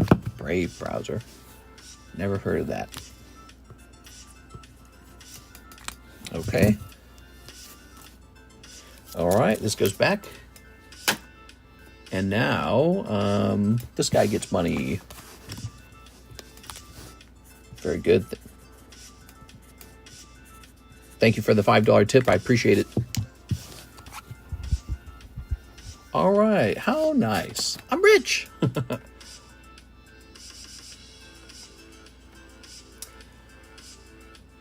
Did we take care of Javier's spot in the poker break? Yes, we did. Okay, that's done. We have an order now. Mr. Miguel Vasquez, shipping with my 4 to 5 slabs. Thanks, mister. I need those wonderful stickers for my eBay freebies. You got it.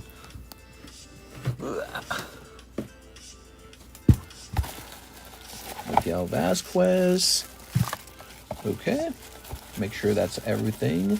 So you say you got a couple slabs too. No problem. They get added in a little bit later by Miss Alexis when she comes back. Here's a 1223 bag. 1223? That's a really old bag, isn't it? Man. What was in here? Oh, it's got a couple of nice cards. Not really much. Wow, people just abandon their bag, man. They really do. Built-in ad block. It's like Chrome, but better. All right, put this back over here. All right, I'll put this up here. Ugh. Okay, Miguel Vasquez. You said you were going to use these for eBay.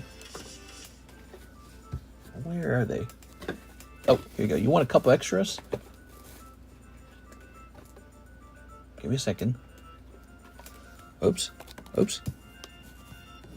Can you cash me out and just keep the $9 as a tip instead of shipping?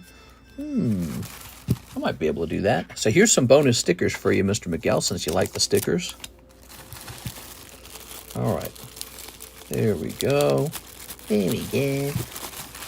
Aha. Do you share details of the PSA submission as they go, or is it just a nice surprise when they come back? So the oldest one is in assembly right now. That's the details on it. And the rest are in research and ID. Let me look it up. I've looked it up yesterday, but I just want to see if any of the other ones are in assembly at all, because I wonder if, because the other one almost seems stuck, but I don't know. It's just taking a long time. Here we go. So right here, so the oldest one is an October submission. No, it's like a September submission. and it has 171 cards in it, and it says assembly. And every single other order, I have a total of 4 other submissions that they have put into their system, but it's really higher than that number.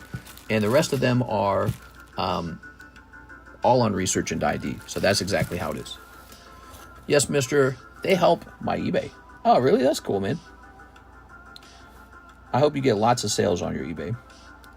So hold on, Mr. Aovic just sent for this thing. I'm going to try and do this. All right. Did it work? Oh, yes, it worked. Okay. All right. So I have to be careful. I have to make sure we throw this away because I'm stupid enough that I will keep it with you and assume that you haven't spent it. And now we need to make a label. Dang, PSA, why taking so long? Yeah, again, it didn't really make sense to me either because I had a different submission that was actually younger than that one, finished first. And it came back like a month ago almost, it feels like. Remember our last PSA submission? That one was actually submitted after the one that's in assembly right now. And they finished that, sent it all back. And we're just waiting for the other one. But they haven't sent me any emails or anything saying anything's wrong. So maybe it's just really slow. I don't know. They tell you if there's something wrong. Nothing really surprises me with PSA. PSA, I think they just do insane volume that is hard for people to appreciate. And, you know, to actually handle that much work, they have to have a large workforce, and it's probably very messy. And there's like a whole system to it, and it's just probably part of the... Like with PSA, I'm actually used to sort of being disappointed with the turnaround times. It's almost like part of grading is being surprised by turnaround times every now and then. Like when it's fast, you're like, whoa, whoa, I was treated well. And then when it's slow, you're like, oh my God, when will they be done? And then it's finally done like 2 months later than you expected it to be. There we go. Very nice. All right. Helps feedback, and people like freebies. I even throw in Pokemon coins sometimes. Oh, that's cool, man. Very nice.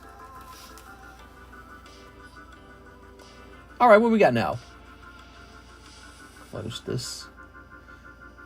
Next up, we have Kevin Vu, and he says, get me in the new Magikarp break. So the Magikarp break and this break are similar to each other. They're these really large breaks, very special cards. The Magikarp's actually shorter than the Raikou. They're in a similar, kind of like huge break category. But the Magikarp has a chance to move pretty fast, I feel. Even though he's a very large break, he's a card that a lot of people want. And that is the fish, guys. Here it is.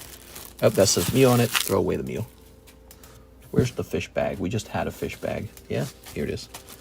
All right, you're the first one in, Kevin. That is the fishy break, a 34 spot break. Why? Because he's really actually that expensive. He is that expensive. That means I have time to wait till April? Yeah, you said you were wanting to do some Marvel cards, maybe. We are. If you've got some raw cards you want to send me, you can definitely send me some raw cards. I am definitely open-minded to that. All right, let's see. I'm looking at this Magikarp up for you guys. Magikarp, Paldean. Oh, it's Paldea evolved. Okay, hold on. Paldea evolved. And let's do last sold, maybe. It's a great way to decide. All right, check that out. December 31st, $1,200. That one's $1,400. Wow, that almost makes me feel like I'm underpricing it. Look at that. That makes me feel like I've underpriced it. I'm looking at it thinking maybe I need to change it. So, because what have we done? We've done 34 times 40. Look, ours only comes out to $1,360. I tell you what, I won't change it. I think that will piss people off if I change it. Of course, there's only one guy in it right now. Nah, I don't know. That's ridiculous, man. I'll leave it untouched. Let's just leave it untouched. All right. So he's priced about as fairly as he can be priced. Very nice. I told you, to the moon. How's Japanese doing? Need to get to the creep show and Goosebumps. Got some MTG secret layers I want to grade through BGS. All right. So, what do we got next? The line's clearing up a little bit, guys. So if you like shorter wait times, then you are going to enjoy the stream right now, because it is definitely shorter. Okay. Did I send in that much? Oh, that looked a little confusing. So now we're going to go ahead and click on this and have Mr. Edwin Delson with two tops chrome Metazoo. Here it is. All right. Oh, I'm thinking about opening a whole box of the Nikke for myself. What do you guys think?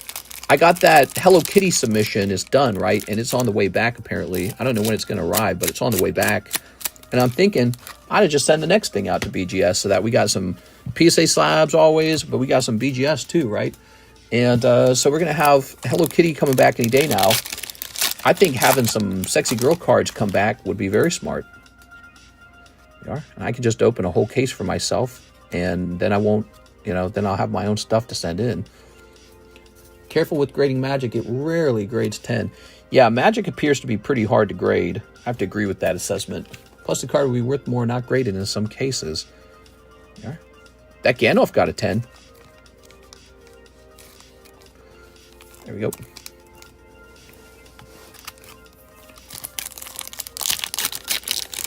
That means stuff I'll have to wait till April? Not necessarily. Ooh, here we go. What do we got? Oh, you got Hodag. And he is out of 99. Very nice. So these Topps Chrome Metazoo cards are numbered. Yeah, you can pull a 1 of 1 out of here if you're lucky. And Metazoo is not dead. Metazoo was a game that seemed to be doing pretty well for a while, and then it went bankrupt after the Hello Kitty sets came out.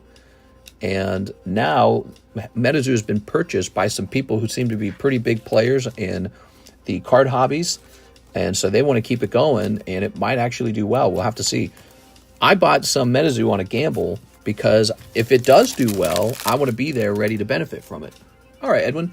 So when you open these packs, you're opening them before the set has managed to regain attention again. So these prices are good right now.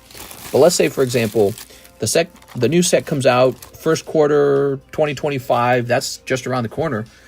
And then it does really well and prices all jump. Well, I'm going to adjust my prices too if that happens. So you'll go back to open a Topps Chrome Metazoo and the price will be much higher at that point. I'll be like, they're expensive now. Here we go. Clefairy.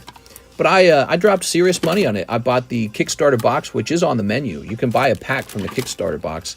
Then I got another Kickstarter box that's in my closet. And I bought a Kickstarter Mothman first edition. So that's kind of like the holy grail of that set. And then I'll just leave it alone. We'll just see what happens. I'll leave it alone.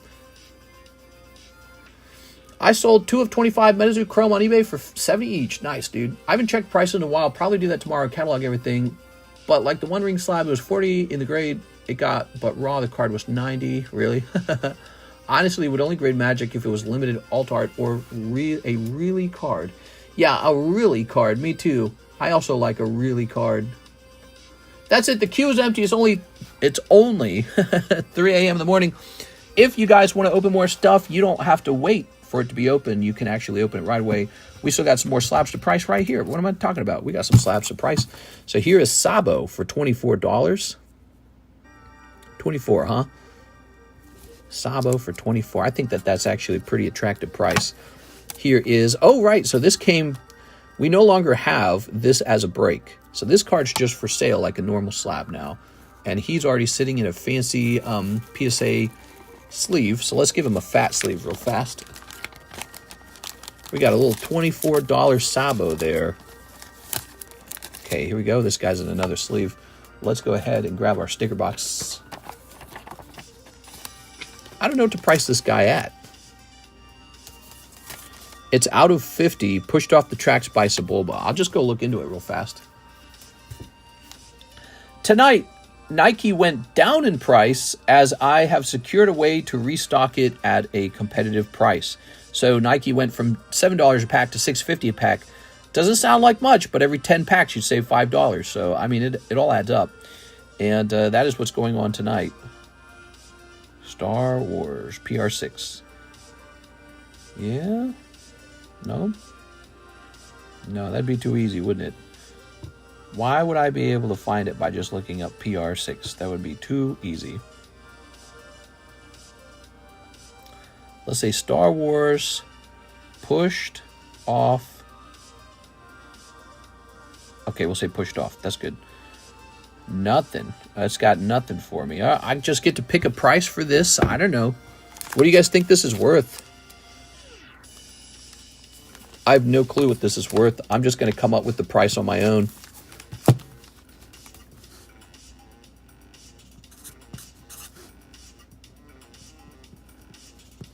We're going to say $50. I think that's a fair price.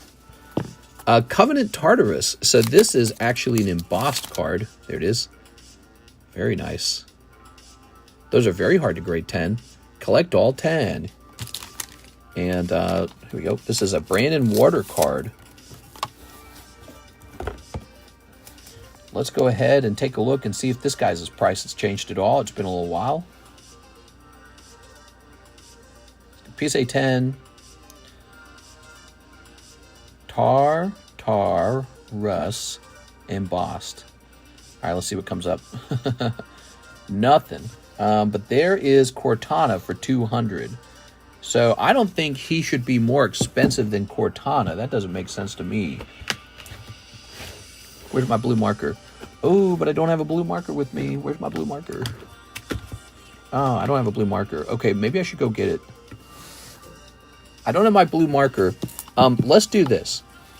We'll leave this B water thing up, so that way I know it's B water. But we will go ahead and just use a black marker. So we're going to come in underneath the price of the Cortana this time. If she's 200, let's come $40 underneath. 160. All right, so we stay competitive. She's obviously much more desirable than this stinky butt. Nikke Japanese will be the only shot at the AGR $15,000 card. It will not be in the English version. Yeah, it's one of the best-selling sets on the channel right now is Nikke. The only thing selling as good as Terra Festival. We're selling box after box of Nikke. Overall, it's a sexy card set, so it's just always going to do well.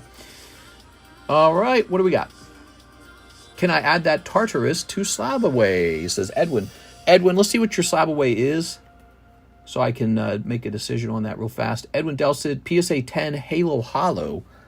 When did you put it in Slab Away? December? Let's go looking for it real fast. You want to put that into Slab Away additionally. I could be down with that. Of course, that takes it away from anyone else being able to buy it. You know that. And let's see. It's probably this one right here. And so that one's mine. And you want this one as well. I think I can do that for you. So I'm going to go over here. We're going to say plus 160 Tartarus, which equals 430 plus 160, 590. So you are pledging to do 590. There it is. Okay. We better mark this off and say Edwin Delson Slab Away Part 2.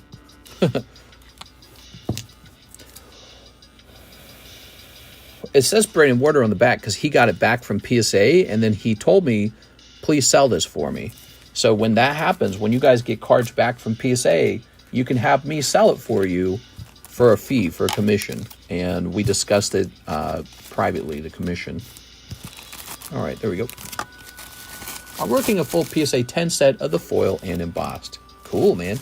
That'll be definitely something very cool to show off on social media. All right. That's nice, isn't it? I like that a lot. Okay, let's hit a refresh. Up next, we have an order from Mr. Athim. 2 Paldea Evolved and 2 Surging Sparks. So here's 2 Paldea Evolved and here's 2 Surging Sparks. Ooh, I got to be careful with these. I got to know when to restock them because those sets are going to continue to rise over time, in my opinion. All Pokemon's just getting more expensive. All right, very good. Tossing this away. We got Paldea Evolved. Luxray. So tomorrow there probably will be a daytime stream like usual. We have been skipping that for the holidays. The holidays are over. Just back to the grind. Our Brilliant Blender. Celio, Tapu Lele. Won't Surging Sparks just be another Vivid Voltage? You would think so, but that's the mistake that I was talking about earlier when it comes to thinking about investing in things is expect the unexpected. That's where all the money is. It's always in this thing that nobody expected to do well. So you don't know what happens next. There's a hidden piece of data that stops you from knowing. So that hidden piece of data is how much of this will they print. If they don't print enough, there could be this scenario where the Pikachu just keeps going up. And the people are like, holy crap, a Pikachu that just keeps going up. I better buy one. You know what I mean? So that's kind of, there's FOMO, right? So that's kind of how that works. Mr. Matthew Trumper, he says, Topps Chrome Metazoo 2 packs. You got it. 2 packs of these. Here you are. Okay. And then he says he will take Nikke 2 packs. Where's the Nikes? Do I have an open one? I don't think I have an open one. We're going to get you an open one. Hell no, Surging Sparks is a better set. Way more chase cards in it. Here we are. All right. Yeah, I agree. Way more chase cards in it.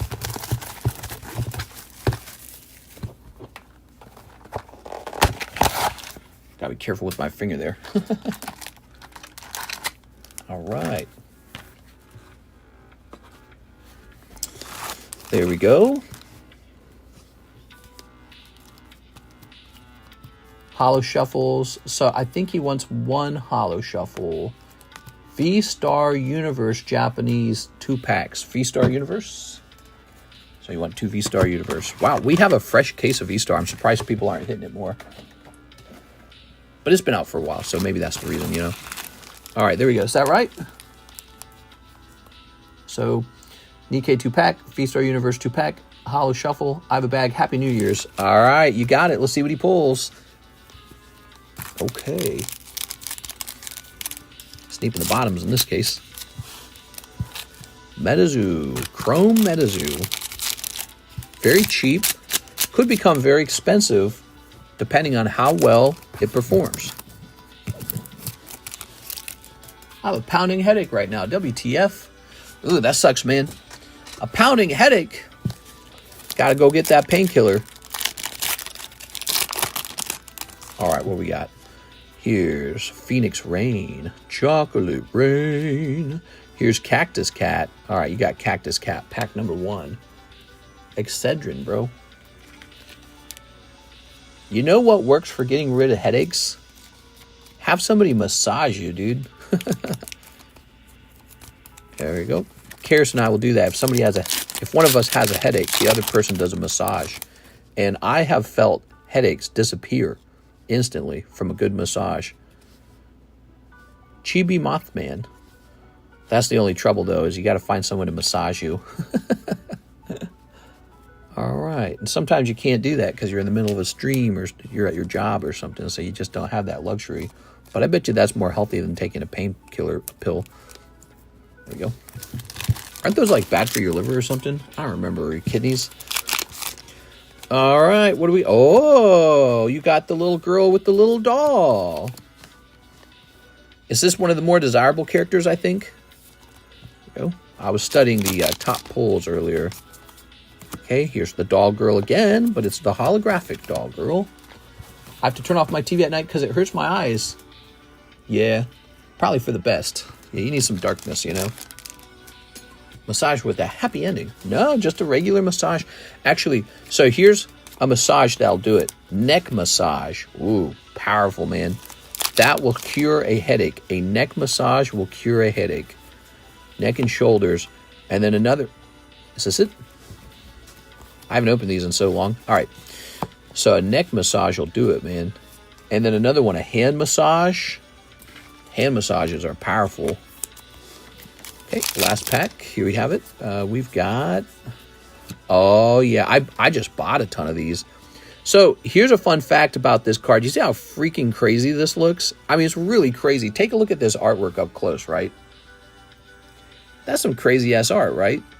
It turns out that's also Shinji. Look, it's Shinji Kanda. This guy's making all the coolest Pokemon art. He just makes weird ass stuff. Whatever this guy works on, he makes it really memorable. You don't forget that card. You go, hey, there's that crazy looking Moltres.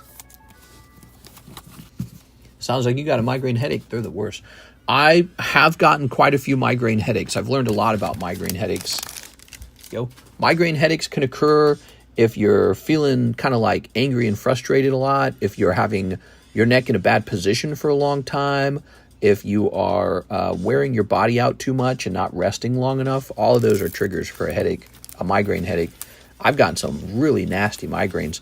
I don't get them too often, though, so they're pretty predictable. I know I'm getting a migraine if I have not really treated my body too well, and or just basically that. So that's for Matthew. Let's find his bag. Migraines are crazy, dude. They're so bad. They're so much worse than a regular headache. A regular headache is like, ow, I have a headache. Migraines are like, I'm dying. I'm actually dying. My head is splitting in half, is splitting in two, and I'm going to die. So migraines are so much worse. You have to like turn everything off. The lights, sound. You can drink water. It makes no difference. You can take a painkiller. It doesn't stop it. Painkillers do nothing. Painkillers. The migraine laughs at the painkiller. You thought you were going to stop the pain? Yeah, right. Painkiller does 0 damage to the migraine. It cuts right through it. And yeah, it's pretty crazy. I actually went to the eye doctor as a result of having multiple migraines a couple years back. And the doctor's like, yeah, you're fine. It's like, all right. All right. There you go. But I learned it's very important that I get very, very good pillows. So I got like a wedge pillow and then a softer pillow that I put on top of the wedge. And it's like this perfect setup. And if I screw up the position I sleep in, I could wake up with a sore neck. And this could easily lead into a migraine headache later, unless I do some sort of stretches or I skip the stream a little bit, like I avoid the stream for a while. But if I go straight into the stream with the bad neck, you're probably going to get a migraine. So next up, we got Mr. Huthim. Same order, samesies, he says. All right, let's see what that is. Turning off the lights, the only thing that works. All right, so Huthim had an order of 2 Paldean Evolved, 2 Surging Sparks. Here's 1 Paldean Evolved. Yeah, migraines scare me, dude. When I feel a migraine coming on and I know it's a migraine, like you can know it's a migraine gives off really clear signs. Nauseating pain that's so nauseating when you have it. You're like, oh no, dude. It's like deep in your skull. You're like, I got brain cancer. This is so painful. Oh, I was like, what the fuck? I picked something up and I felt like I just caught a mouse or something. Look. I thought I just picked up a mouse. I was reaching into the box into an area I can't see. I was reaching into the dark, right? Hoping I would run into another Paldean pack. And I was like, what did I just grab? I thought I picked up a dead mouse. No, this clips onto my microphone that I use when I'm recording a video.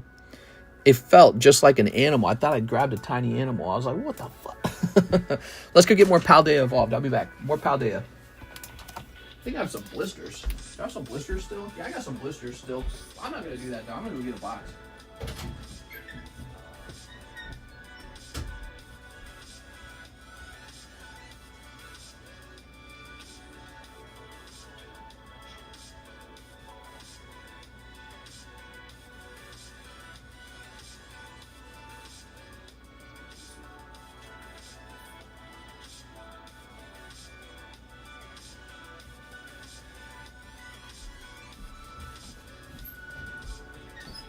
All right, I'm back.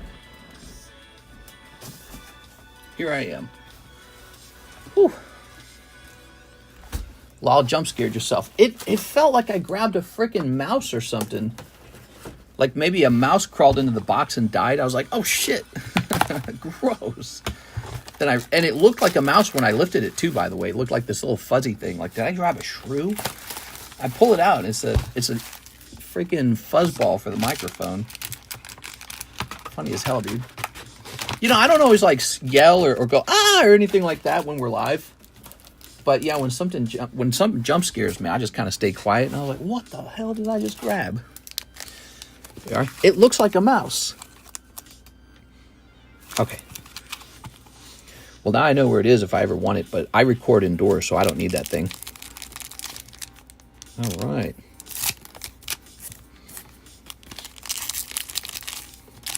Okay. All right. Ready? Here's Zarude. Yamask. It's ya boy, Yamask. Dunsparce. And Lockix. Yay! I'm out in the country. I caught 4 mice so far this winter. Really?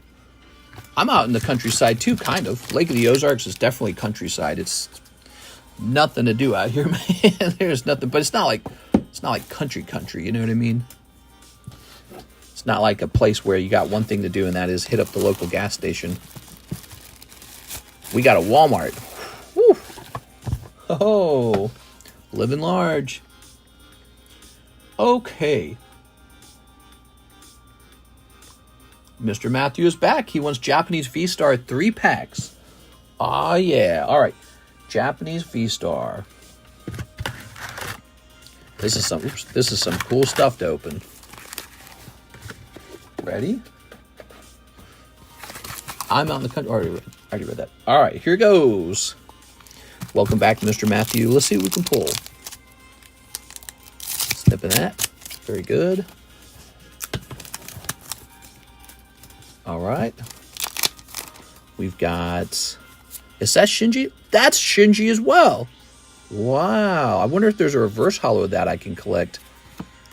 All right. Shinji making a name for himself. And... Ooh, that Giratina. Look at that Giratina card. And... Oh, not bad, dude. All right. You got Lucario. And you got Magneton. Super cool, man. I'm a big Magneton fan. The Tag All-Stars was the best Japanese set. Well, the fact that it was only in English, you know. I'm sorry, the fact that it was only in Japanese, I said that backwards. It's makes it a really interesting set. All right. The Tag All-Stars 3 holo shuffles from store credit trade. Ah, Mr. Blake's here. Okay, Mr. Blake. So give me a moment here. Let me work on this.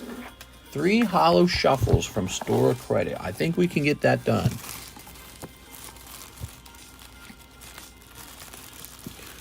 Okay. Oops. Pick that up.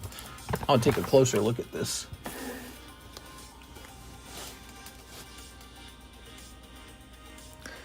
You'll notice it has that strange design that he put on the Magikarp. It's like overdrawn or something. I don't know. Strange, man. All right. I'll set this to the side for fun. Maybe I'll do that. Maybe I'll just like pick some bulk cards out and we'll turn that into like a giveaway or something. Hand-picked bulk. Okay, so Blake, let's take a quick look. So Blake, what was it like a Gengar? You wanted me to buy a Gengar back from you or something. Is it here? You're killing me if I got to go find this. It was a Gengar, wasn't it?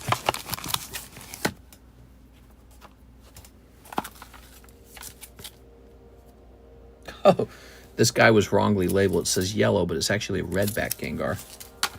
Funny, I put it in my collection of wrongly labeled cards. Tag Bolt in English, I think Ultra Shiny. GX wasn't. Did you do my holo shuffle? Says Matt T. You know, Matt, I don't know if I did your holo shuffles. Oh, no. Do I actually have to go down to find this? Oh, that's terrible. All right. Okay. I'm gonna move this from here. It was from an earlier trade, not Gengar. Oh, so Blake, you're saying you've just got store credit for Holo Shuffles then. Okay, let's take a quick look.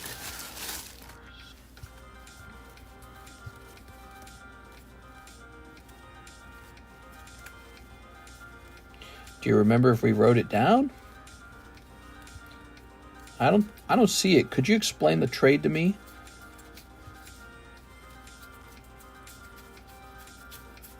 Okay, I don't see it.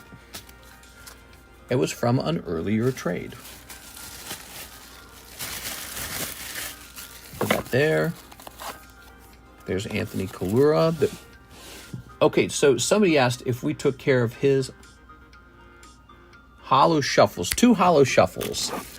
I don't remember doing it or not. Here it is, Mr. Matt. There goes a 1, a 2, a 3. Flip this over. Boom. 2 cold ones. Sorry, Matt. Okay. It's Gokuman. Gokuman hasn't been here for years. Okay, there we go.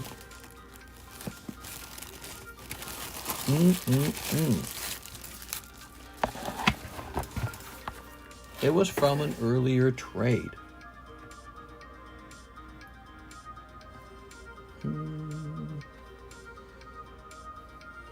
Hold on, are you in here? Here you are.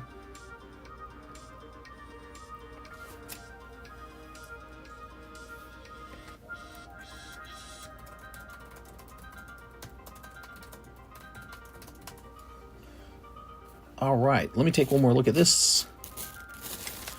Okay. Hey, I haven't been here since last year. That's a long time. Oh, that's done. We already did that one. Jonathan Fernandez is owed a Bubble Mew. TRG has 3 Prismatics.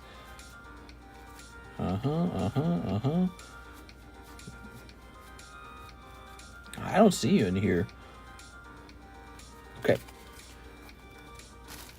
Put this here. Could you remind me the trade, maybe? So we did this one today. There we go. All right. We have another order. Here's Matthew Trumper. Edwin Delcid. Chrome Metazoo. Check the Discord. I think it was Aggron Slab. So if we did the Aggron Slab, didn't I take care of that already? I could have sworn I would have taken that. I would have taken care of that. If I actually took that card back, you're saying that you got store credit from that, but I just didn't write it down? I feel like I definitely would have done something with that. It is. Check the score. I think it was Aggron Slab. $10 and a Holo Shuffle. We are. Throw that away. You're saying I took the Aggron Slab, but I didn't write the store credit down in this case? Here's Metazoo Battle Styles. Here's Lava Bear. Oh. And Titherrook. Hold on, let me try and think on it real hard.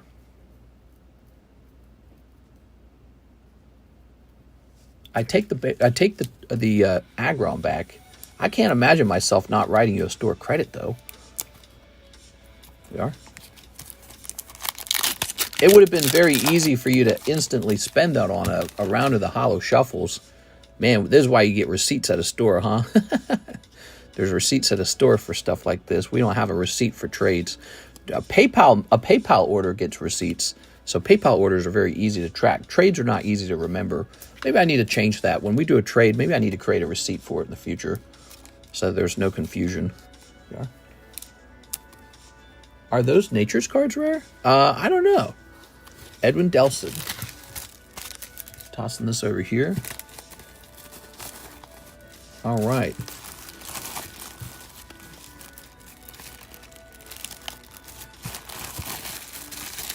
Just hard for me to remember is all. I mean, I have done a thing before where maybe I don't write the store credit down, but for $15, I feel like that's enough. I would have written it down. Usually if I don't write a store credit down, it's only like, it's beneath $5. That's why we should get in line for orders. It is easier to track, says Mr. Whipple. Yeah, a penny message would make that very easy. But again, if we also had to do that, there'd be all this store credit that would take so long to process. So it's kind of like a trade-off. But I see what you're saying. But man, I can't remember what we did about the Aggron. I really can't. I can't remember if I gave you the store credit and you just spent it instantly, or what. Yeah, I can't. You, mister, you should grab a box of WoW cards. I'd open some WoW cards. Excuse me. All right, let's see. Here's Javier Arroyo. 2 Terra Festival, I have a box. Javier Arroyo, you got it. Ready? All right, these 2 right here. Oh. Okay. Let's snip this up. Snip. Got some lovely snips in. All right. I feel like it kind of doesn't make sense to me, Blake, because I feel like what happened was you had store credit, right? And then I thought that it got spent. And then that's why you have a motivation to now trade in the Gengar, right? I thought that's what actually happened. I just can't remember it very clearly is all. All right, and here's the Golden Go. It's in the Discord message. It says you're going to write it down, so no big deal. Let me see.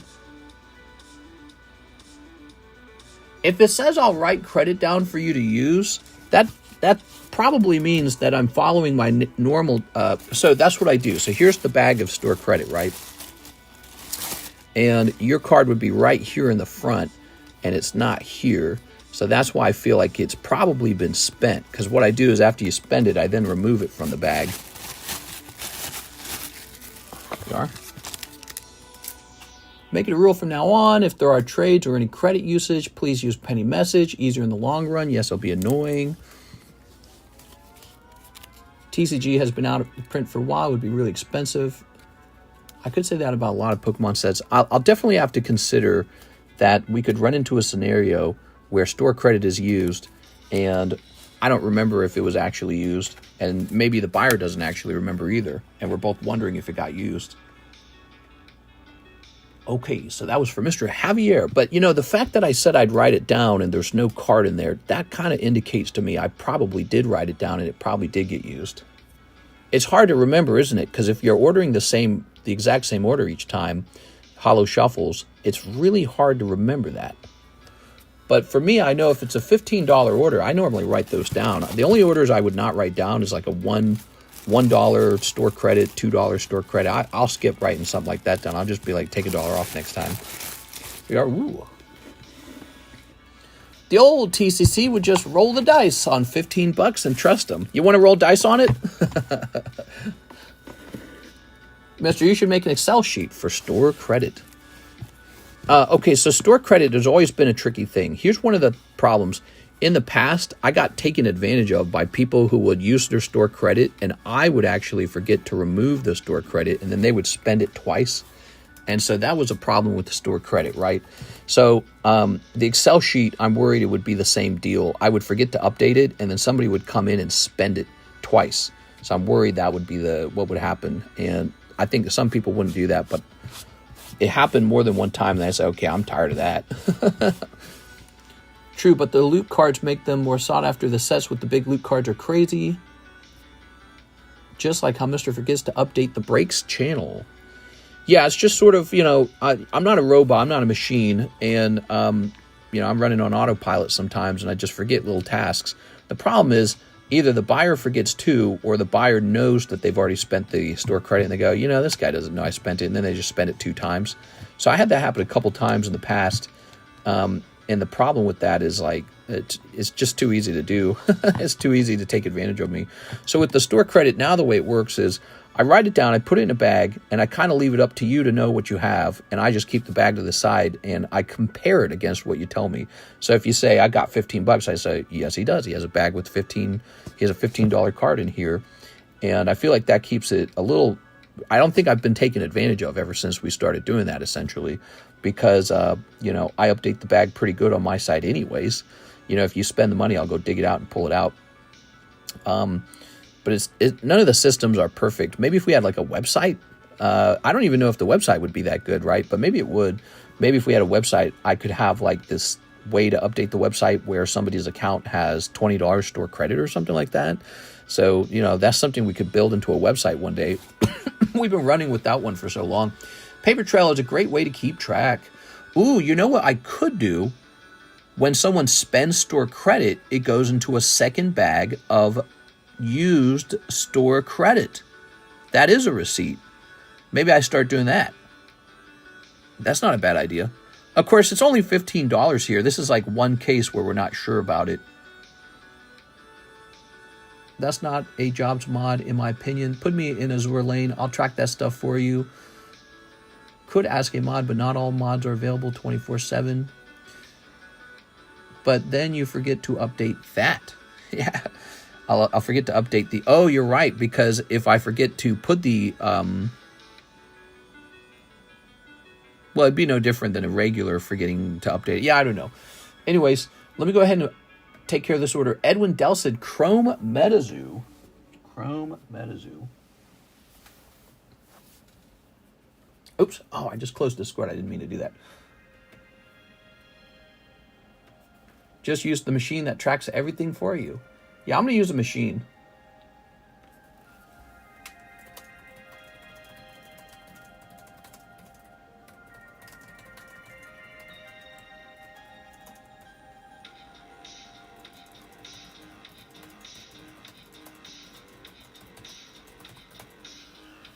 All right, so MetaZoo. I should have another box of that laying around, shouldn't I? A really annoying box of it laying around.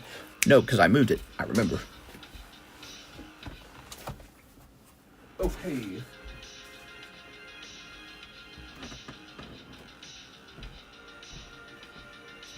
Oh, it might not even be in here. Okay, let me go into the other room to get a box.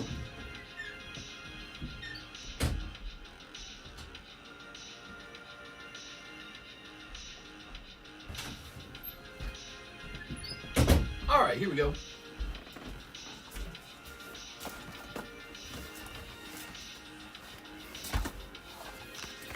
Aha! Ooh. Do that.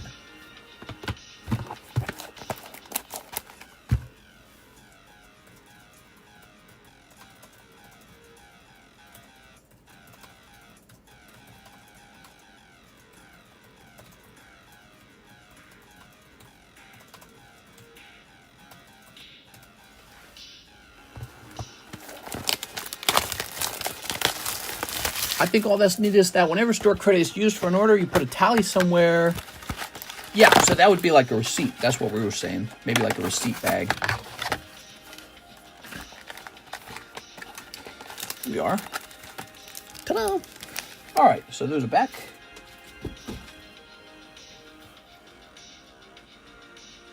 Okay. Chrome MetaZoo. Is that 4 of them? How many is that? Is that 4?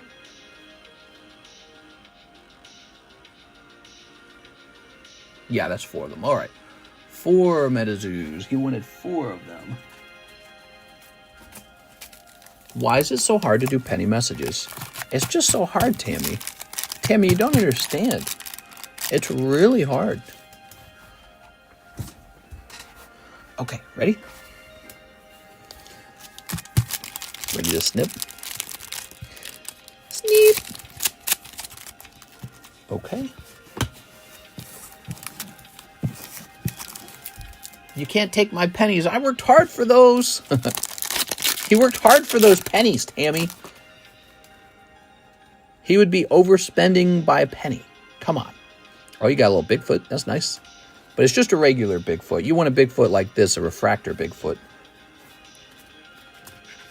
Okay, here we are. He works hard for the money. Dun, dun, dun, dun, dun. So hard, honey, honey. Dun, dun, dun, dun, dun. He works hard for the money, so you better treat him right. Something like that. Can't take his pennies. The spookster. I'm feeling spooked. Okay. Ooh. No more store credit. That's it. That would not work. Store credit's very important. We do store credit all the time, constantly. Okay. The spookster. I'm feeling spooked.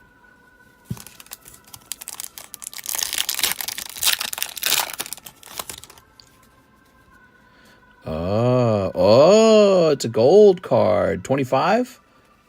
1 out of 50. Chapter 2 cover. Wow, cool, man.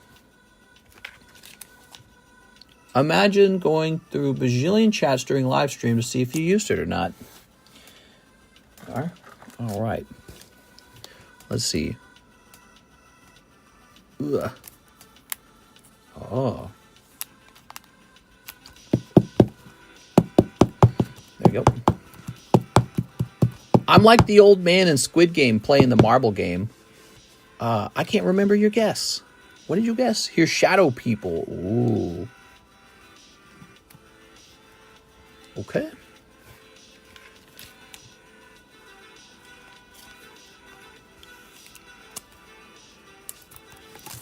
Ooh. And... oh, there's a Mothman. It's Mothman. Okay, you got Plasma Bird and Mothman. What a nice Mothman. It is a business. When you have credit as well, you get receipt. Which loot card would you be looking for? It's hard to trust people nowadays. Well, I don't think people are that bad, actually. I just think people also forget, you know what I mean? So it gets tricky. There you are. How many pennies to donate to Time Out Tammy? 1 bajillion pennies. Oh, man, we have no timing out people anymore. You can't mute people anymore. I used to make money from that. All right. I used to make money letting people time each other out, and I can't do that anymore because we don't use, what do they call that? Streamlabs anymore. All right. I can just leave. Thanks. No! NSKA, you apologize right now. All right. All right, hold on. I was just playing around Tammy. He was just playing around Tammy. He's not trying to be mean. I gotta take these out of the box. There's this. Oops.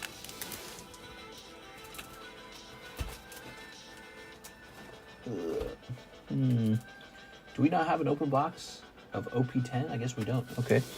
And here's the Chainsaw Man. The man who is a chainsaw. Toss that away. We have an open box of Chainsaw Man, right? Chainsaw Man. Oh, here it is. Found it. Wow, it is so hard to find even one thing. I loved when people would pay for timeouts. Yeah. It did make me some money. It genuinely did. It was so chaotic.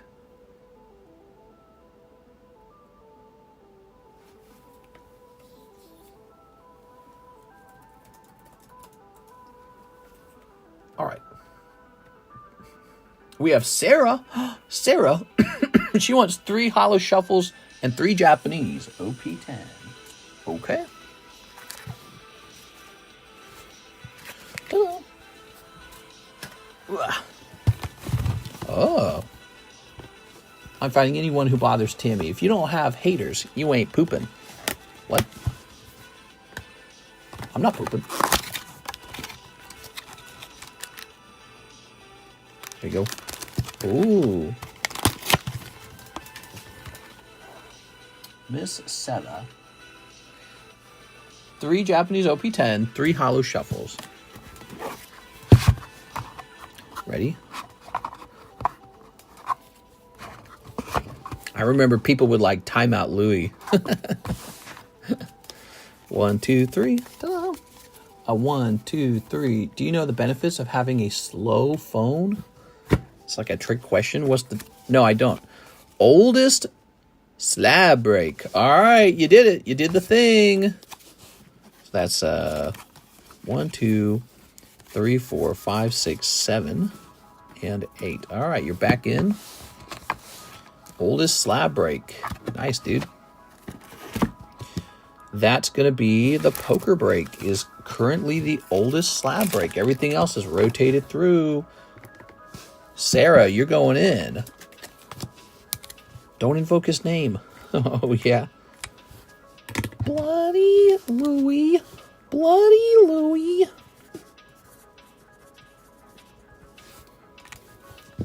All right. Booster slab. Poker. You think that's funny? I can't say it. I'm scared. So this is 13 out of 20. The poker slab is on its way to completing. Okay, completed. Get ready. It was so bad some nights, though. Glad we can laugh about it. Kulve Taroth solo is annoying. Kulve Taroth isn't meant to be soloed. That'd be funny if I got on and I put together a Kulve Taroth team. All right, here's a holo. All right. And here is a holo. And here is... Oh, look at this guy. He's so nice. All right, very nice. Toss this away. And there we have it. Hey, it's the $50 law again. It's Trafalgar Law. You did it. Sarah, you're so smart. How'd you figure that out, Sarah? She knew he was going to be in the next pack. She said, I'm going to buy that pack. So smart. XRP is up. I'm loving it. You're getting rich. How did you... You're making so much crypto money, bro. I'm betting on XRP. Mr. Miguel Vasquez is back. Let's try those custom vintage pack breaks for $25. One Pokemon Go. Mewtwo Snipe. That's the Japanese Pokemon Go. Is that right? Where do I keep that at? That's not right. Japanese Pokemon Go to the polls. Oh, there it is. Okay.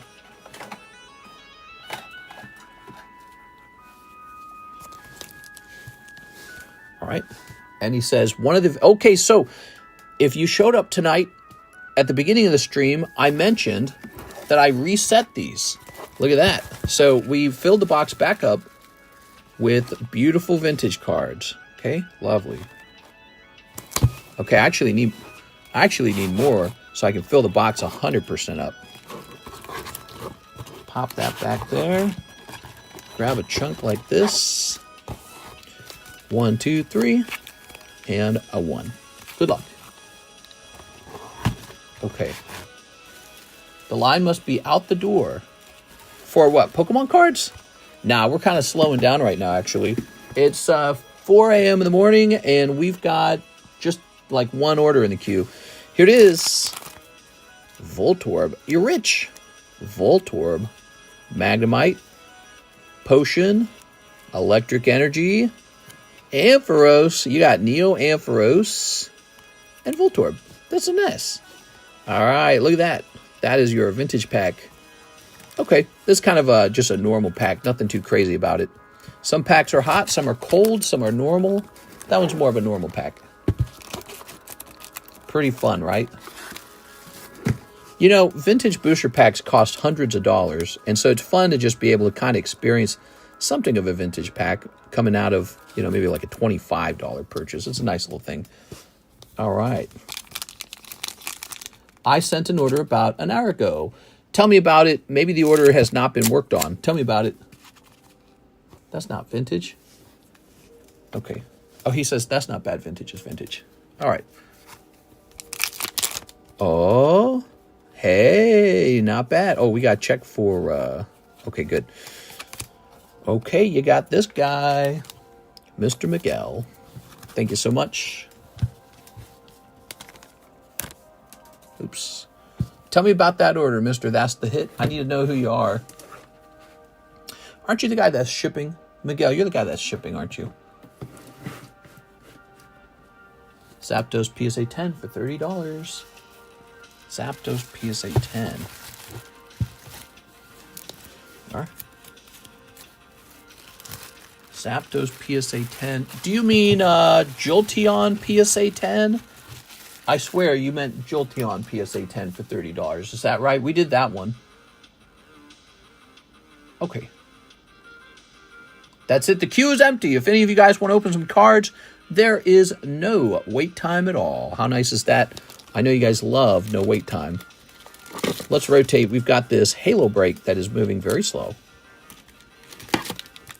This Nidoran, he looks very dumb. Poor Nidoran. Nobody loves Nidoran. $80 Finn and Jake. Sanji. Larvitar. Yes, okay, I'll look back. Yep, you got it. This is Topps Halo Master Chief. This is actually a holographic 10. I think I should just cross this into PSA. You think it's more valuable as a PSA 10? You know, it's an expensive card. It definitely looks like it deserves the 10. I feel like people are more willing to buy it if it's PSA graded.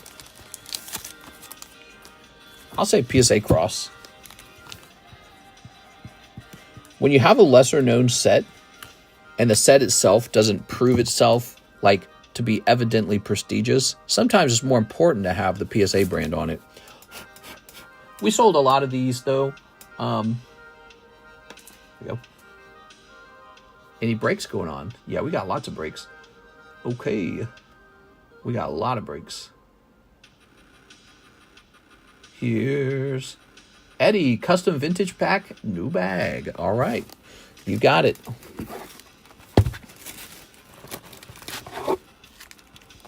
Grab this. So we shuffle these kind of like the way we do the holo shuffle. Okay, there you go. There is a holographic Charizard in here.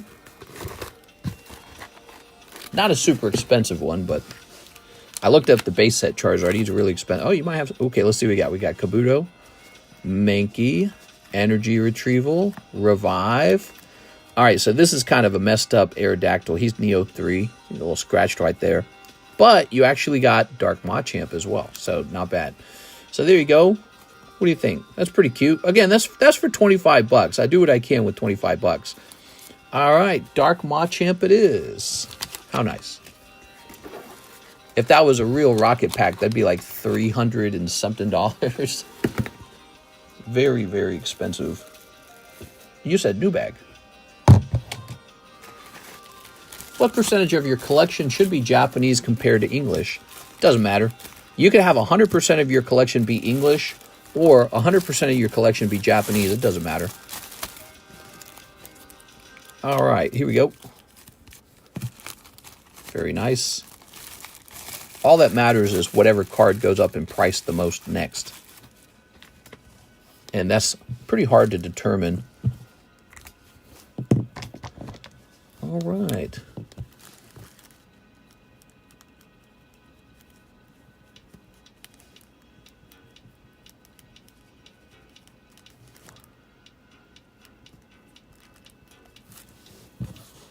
Okay.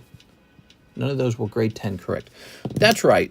Those were, I'm warning you ahead of time that those do not grade 10.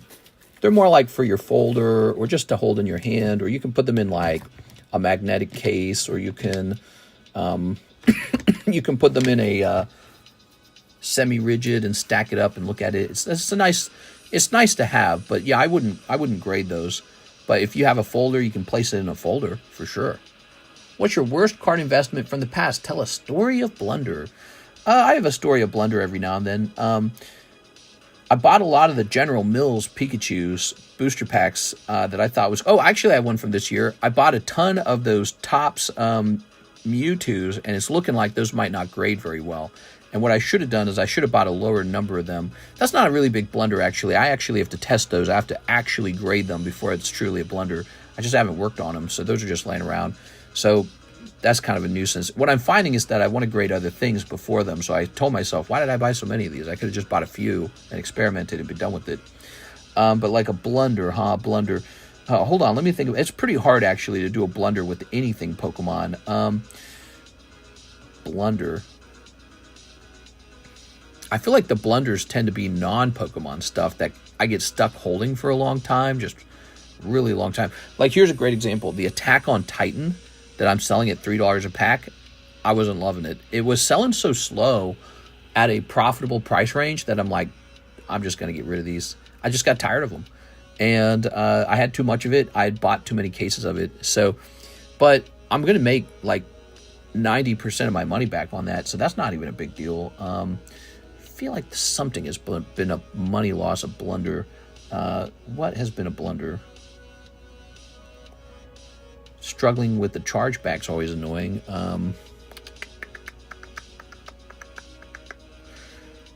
Oh, okay, here's one. Here's a true blunder.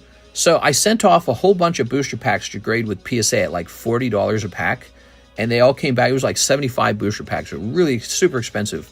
And like one of them graded PSA 10, like one out of the whole lot of them graded PSA 10. The rest graded PSA 5, PSA 6, PSA 7. I was devastated. And so I'm pretty sure I didn't even break even on that one. I'm pretty sure I just lost a whole bunch of money. I still have slabs left over from that submission. And after that, I stopped doing pack submissions. That was a blunder. The problem with it is I don't know how they grade them. I don't know what the rules are. So I don't always know when I'm sending a good card, but I thought I was sending good cards because I sent them like booster packs that I considered clean and good from tops of booster boxes, and they just skewered it. They're like, nah, these are all terrible. And I spent $40 a pack on that, plus all of their fees. And now the base price during this holiday month was much lower. Maybe it was just the special, but they lowered the price for that special is over.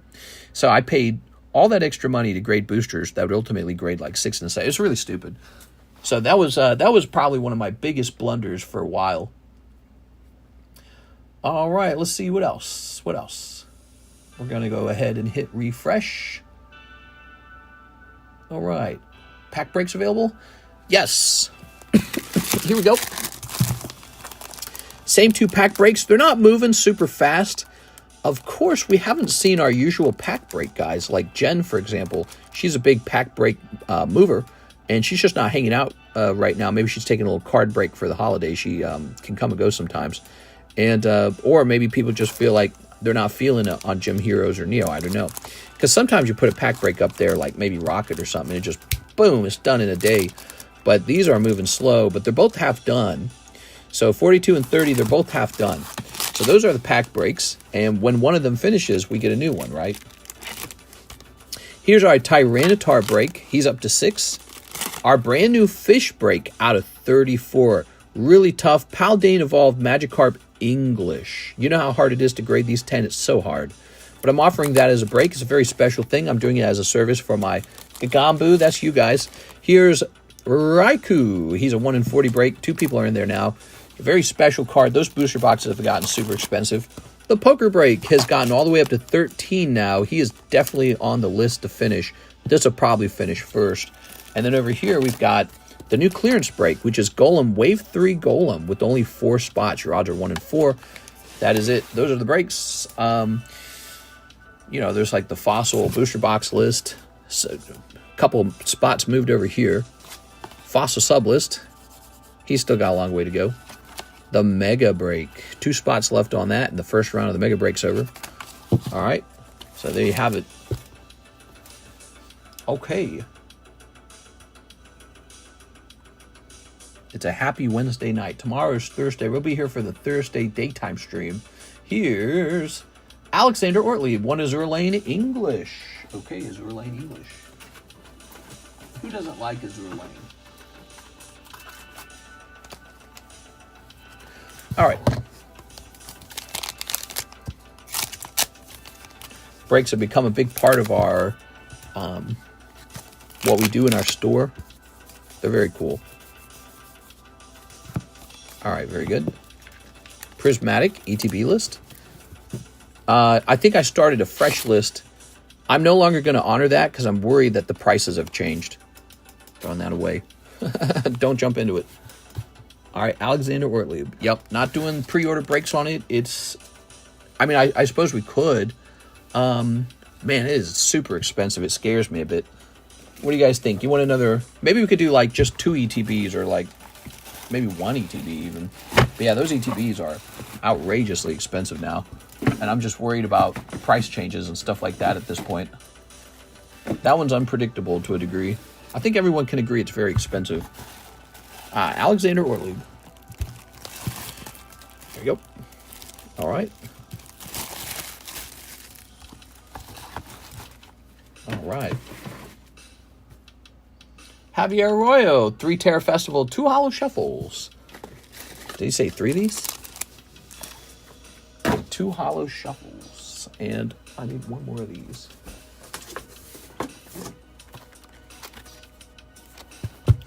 So you guys think Prismatic will basically slow down Terra Festival? You think Terra Festival will be like, I don't want it. There we go. I never pulled Sleepy Tyranitar with you, thinking for my next chase. Oh, I remember you, Jordan Natividad. You opened a ton of that set. There you go. If you enjoy the breaks, Jordan, here's a chance at a Tyranitar right now. $40, 1 in 9 odds. Much better odds than Battle Styles, that's for sure. Okay. Ooh. I like Tyranitar a lot. So you see a lot of Tyranitar breaks come up to this table. Okay. Very good. Oh, ooh, lovely. I'm keeping my eye open for those dust globs. I gotta get some more dust globs, man. You got the trash bag, very good. People love trash bags. Here's this guy. All right, rough round, rough round. The Terra Festival will move because people can't afford Prismatic. That's actually a good point. You could almost argue it might be a better purchase than Prismatic, because I really think Prismatic can't maintain those prices. How can it maintain those prices if Pokemon, you know, if the company Pokemon looks at the prices and says, oh, we need to reprint this to death, dude. You know? I don't know. I don't know what to expect. Again, expect the unexpected. So 2 Holo Shuffles as well. 2 Holo Shuffles. I think I'll get back into Pokemon more heavily when the new set comes out. Oops. There it is. All right, what we got? A 1, 2, 3. A 1, 2. Boom. Fighting and Charmeleon. That's for Mr. Javier. Thank you, Mr. Javier. All right. No Master Balls in Prismatic. That's not true, right?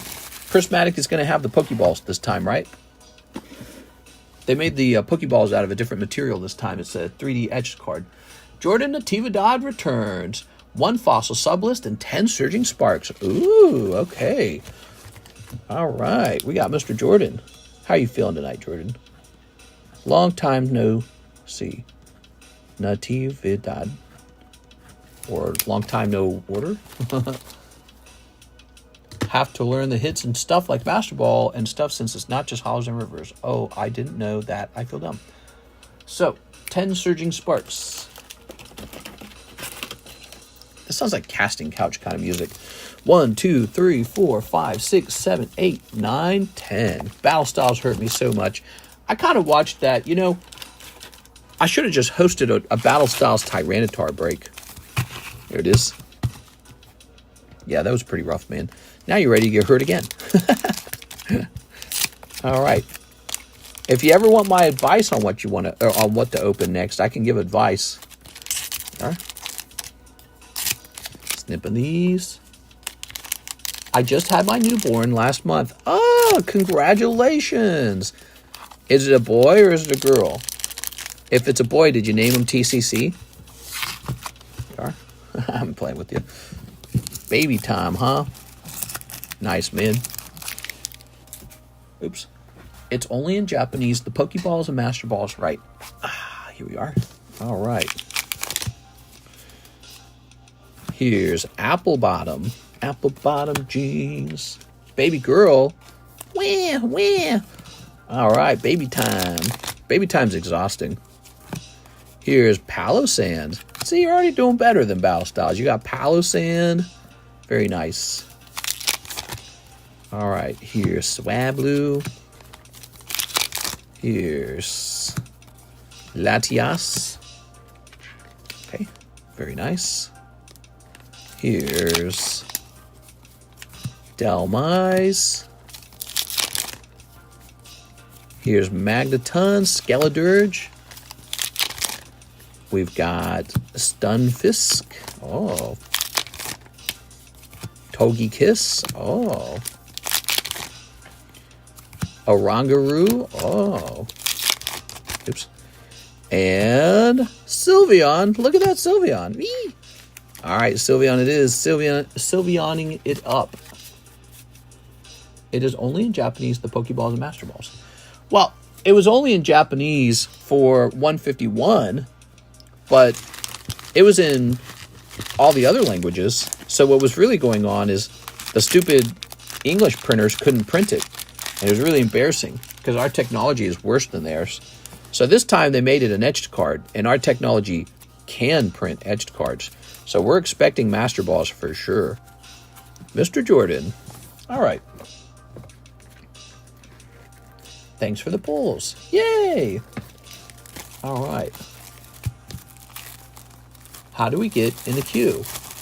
Nice to meet you. So it works like this. You head over to the description of the live stream, and there's a payment system for PayPal, Venmo, Cash App, ZELLE, Wise.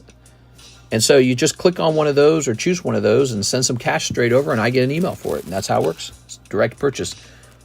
This is actually, if this is your first time here, we've been doing this for 6 years now. How crazy is that? It's been 6 years.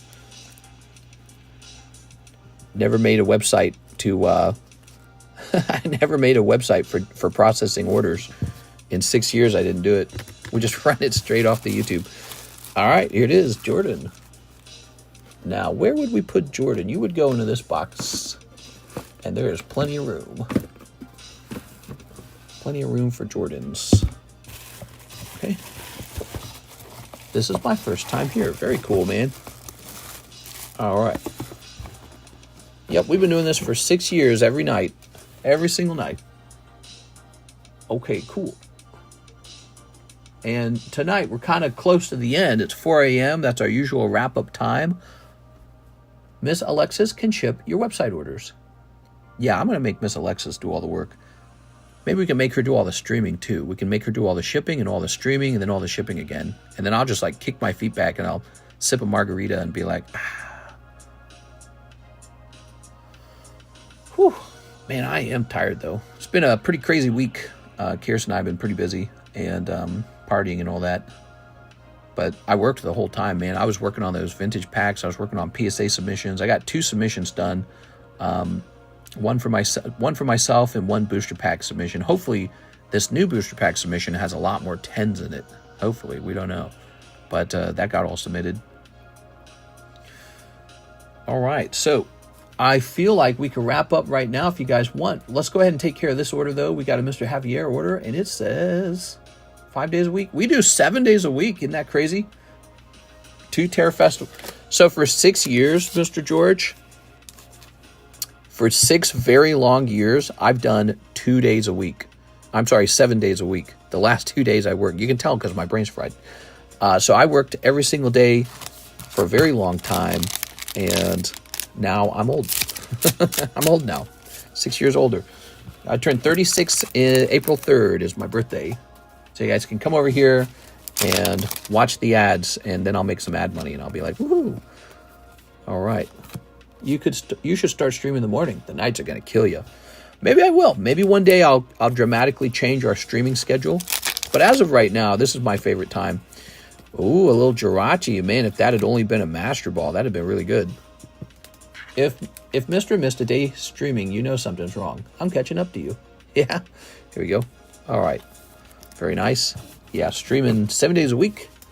6 years. There you go. And let's grab this. It's pretty mind-numbing, actually. There was a point where I felt like, oh, this is awful. And so it's like hitting a wall, but then you kind of get past that wall.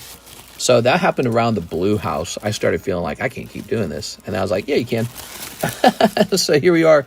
Now it's like 2 years later. And we talk about going on vacation. We just never actually go on vacation. But you know what? I've thought about taking a couple days off in a row, like full days off, no nighttime stream even. Like we did that this 2024. I think I did that 3 times. I took 3 full days off. It was Saturdays each time. And so it was like I would skip the Saturday and do the Sunday. So I guess in 2024, how many days do you think I had off in 2024? I had the 2 sick days in January where I was like deathly ill. And then I think I purposefully took 3 days off. And Karis and I had a couple fight nights. And so that probably took, I don't know, maybe 3 days as well. So 6, 8. So maybe about 8 days off in 2024. How about that? That's not bad. Are you located in California like majority of the live streamers? We're in, did you watch that Netflix show, Ozark? We're living in Lake of the Ozarks. We have an actual lake house and a boat. How cool is that? But we're talking a lot about moving because we've been living here for 5 years and we're ready to try something new. So we're thinking about moving to Reno, Nevada. But we're not sure yet. Mister's addicted to us. Turning 33 next year. Yeah, your doctor said to stop. My doctor told me that I need to reduce my work schedule. So what I did was I increased my work schedule. See, back then in the Blue House, in the Blue Lake House, we didn't do a daytime stream, only a nighttime stream. So I actually streamed fewer hours. And then she warned me to stop working so many hours or I'll have a heart attack later in life. And so I said, okay, guys, no more nighttime stream. I'm only going to stream a daytime stream. And I watched my sales numbers pretty much drop. And I said, I'm not dropping my sales numbers. So I swapped back to the nighttime stream. But I also kept doing the daytime stream. And that's how our schedule emerged. Daytime, then nighttime, then daytime, then nighttime, then daytime, then nighttime. It's awful. And so that's where we're at. But now Miss Alexis helps me with the shipping. So back then, I did all the shipping myself. And it was, it was a lot of work. So now I don't do all the shipping myself. So that does alleviate it a little bit. All right, guys, you ended up getting your 3rd place. Do you still have someone grading cards for you? I have a new person. Her name is Alexis. She's very nice. She has even streamed once or twice before for me, and I'd like her to do that more often. But she handles the shipping, and she does a little bit of the encapsulation, but nothing serious. I basically have to be there during the encapsulation process. So encapsulations are much more expensive now. I raised the price dramatically to make sure we don't get too many of those. And we can still grade and encapsulate cards. But the business really is just focusing on selling cards. You just make a lot more money faster selling the cards than you do grading it. I'm sure a company like PSA is insanely profitable, but they have sort of like economies of scale where, they're getting a lot of cards all the time. They got like a big workforce. They got a bunch of assets. I'm not going to try and compete with those kind of grading companies. But what we can do very small amounts of grades, and we can do like hand-drawn cards and stuff like that. It's very cool. So custom cards can be graded. But yeah, I just don't do a lot of that anymore. To be honest, it was never really making much money. It was making a lot of money in the first year that we did it because we were selling card grades at like $25 per card, and it was just selling out. People were just buying like 100 of those. And PSA at the time was $100 a grade. So now PSA is way down in cost. And when that happened, it got super duper duper competitive. The price did. We were grading at like $7 or $8 per card. And so now we have a new employee, Miss Alexis, and she does the encapsulations with me. But it's going to be much more expensive because I don't anticipate wanting to spend my time in that area as much anymore. So again, we have the capacity to grade has not changed. We can do crazy grades again. But I don't think she's well suited for it, and I don't want to do it myself. It's a bad use of my time. My other option is maybe hire another encapsulator. I'm pretty happy with our current setup. I like Alexis. She's very reliable, and I don't want to expand the business anymore from here. It's feeling like this is where it's going to stay for the time being. Maybe after a move to a place like Reno, if we move next year or something like that, maybe we have to start all over again. I don't know. All right. You ended up getting your 3rd place. I did. Karis and I are living in a lake house that is twice the size of the previous lake house. So our lake house is a 4,800 square foot lake house. And I think we got it at an exceptionally low price. It was $650K. And it has a really large lake wall. So you get a big chunk of the lake. It's in a nice neighborhood. It's actually a golfing neighborhood. So if I bought a golf cart, I could drive it up the road and go play golf. And I just don't do that because I don't play golf. And so we think we got it on a steal. Now it's just a question of potentially selling all 3 lake houses, rolling all the money into an account, and then using that cash to buy one larger home in a place of our choosing. And the reason Reno, Nevada is a subject is because apparently I pay 5% flat state tax in Missouri. There's 0 state tax in Nevada. So what's the argument for staying here? I might as well go figure out Nevada I'm sure they got cool places. Like, this is cool. Where I'm living is really cool, but they got cool places too, I bet. They got Lake Tahoe and they got Las Vegas. So I might go over there and just try to figure it out over there and see what it's like. And if I hate it, maybe I move again. Who knows? If I hate it, maybe I just move again. Maybe we don't even buy a house. Maybe we just roll the cash over into the stock portfolio, which I think would incur a capital gains tax if we did that. But let's say we roll it over and then we just rent. Maybe we just rent a nice home. I'm sure there's somebody out there renting nice homes, and we just keep moving around whenever we please, like every 2 years or something. That'd be pretty cool, right? Because even though this is a card shop with a lot of assets to have to move around, it is ran from inside of a home, so I can just move it anywhere I want to. It's just a lot of work. Who's maintaining the other house? I have a property manager, and he maintains my homes. Your slabs kick ass. Hope you bring back TCCG. It hasn't gone anywhere. It's still here. It's just really expensive now. So if you have a Cardconomist graded slab, congratulations. You might have gotten it very cheap, in fact. But now it would be very expensive to try and get another one of those because the price is high. I got a TCCG 9. I'm pissed. That's funny, man. Woohoo. That's awesome. Congratulations. Well, congratulations on you for having a baby. Kirsten and I are ready for babies now. She's off birth control. We're just kind of waiting for it to happen. But so far, it has not happened. So maybe I have to work harder at it. I don't know. We're trying real hard. Real hard, bro. We're trying to have babies now. I have a TCC 10 Moonbryon. Really? I would love to see a picture of that. You should post that. If you ever need cash, sell it back to me, okay, Jordan? You're the only one who links the video polls. Yeah, that was a unique feature of Cardconomist grading, is you could get a QR code linked to the label. And so that was actually pretty neat. But, I think what I would need to do to get back into card grading, I might need to hire a third person, somebody who maybe has a lot more knowledge around cards themselves.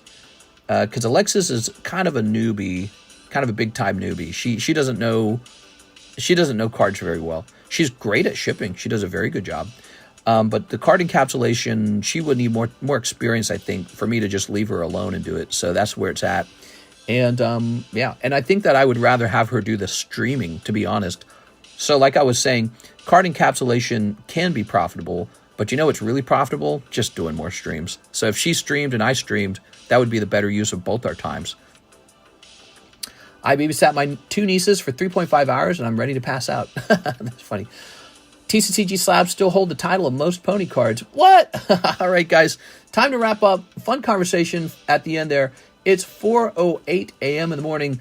I had a lot of fun with you guys. Tomorrow is Thursday. I would anticipate a Thursday giveaway. You'll notice there was no Wednesday giveaway. There will likely be a Thursday giveaway. So if you show up, you'll have a shot at that. And then we just got these great breaks. This guy will probably finish. This guy might tick forward by 1.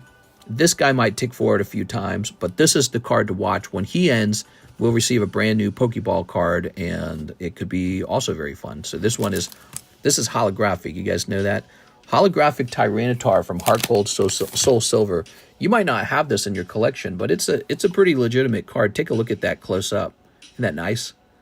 So really beautiful. And, it's funny how cards work. When you're introduced to a card, you might believe that he's really expensive or not, but it's like when people get hooked on it, they go, hey, actually, I do want that card. Whoa, Heart Gold Soul Silver had a nice Tyranitar in it. I didn't know that.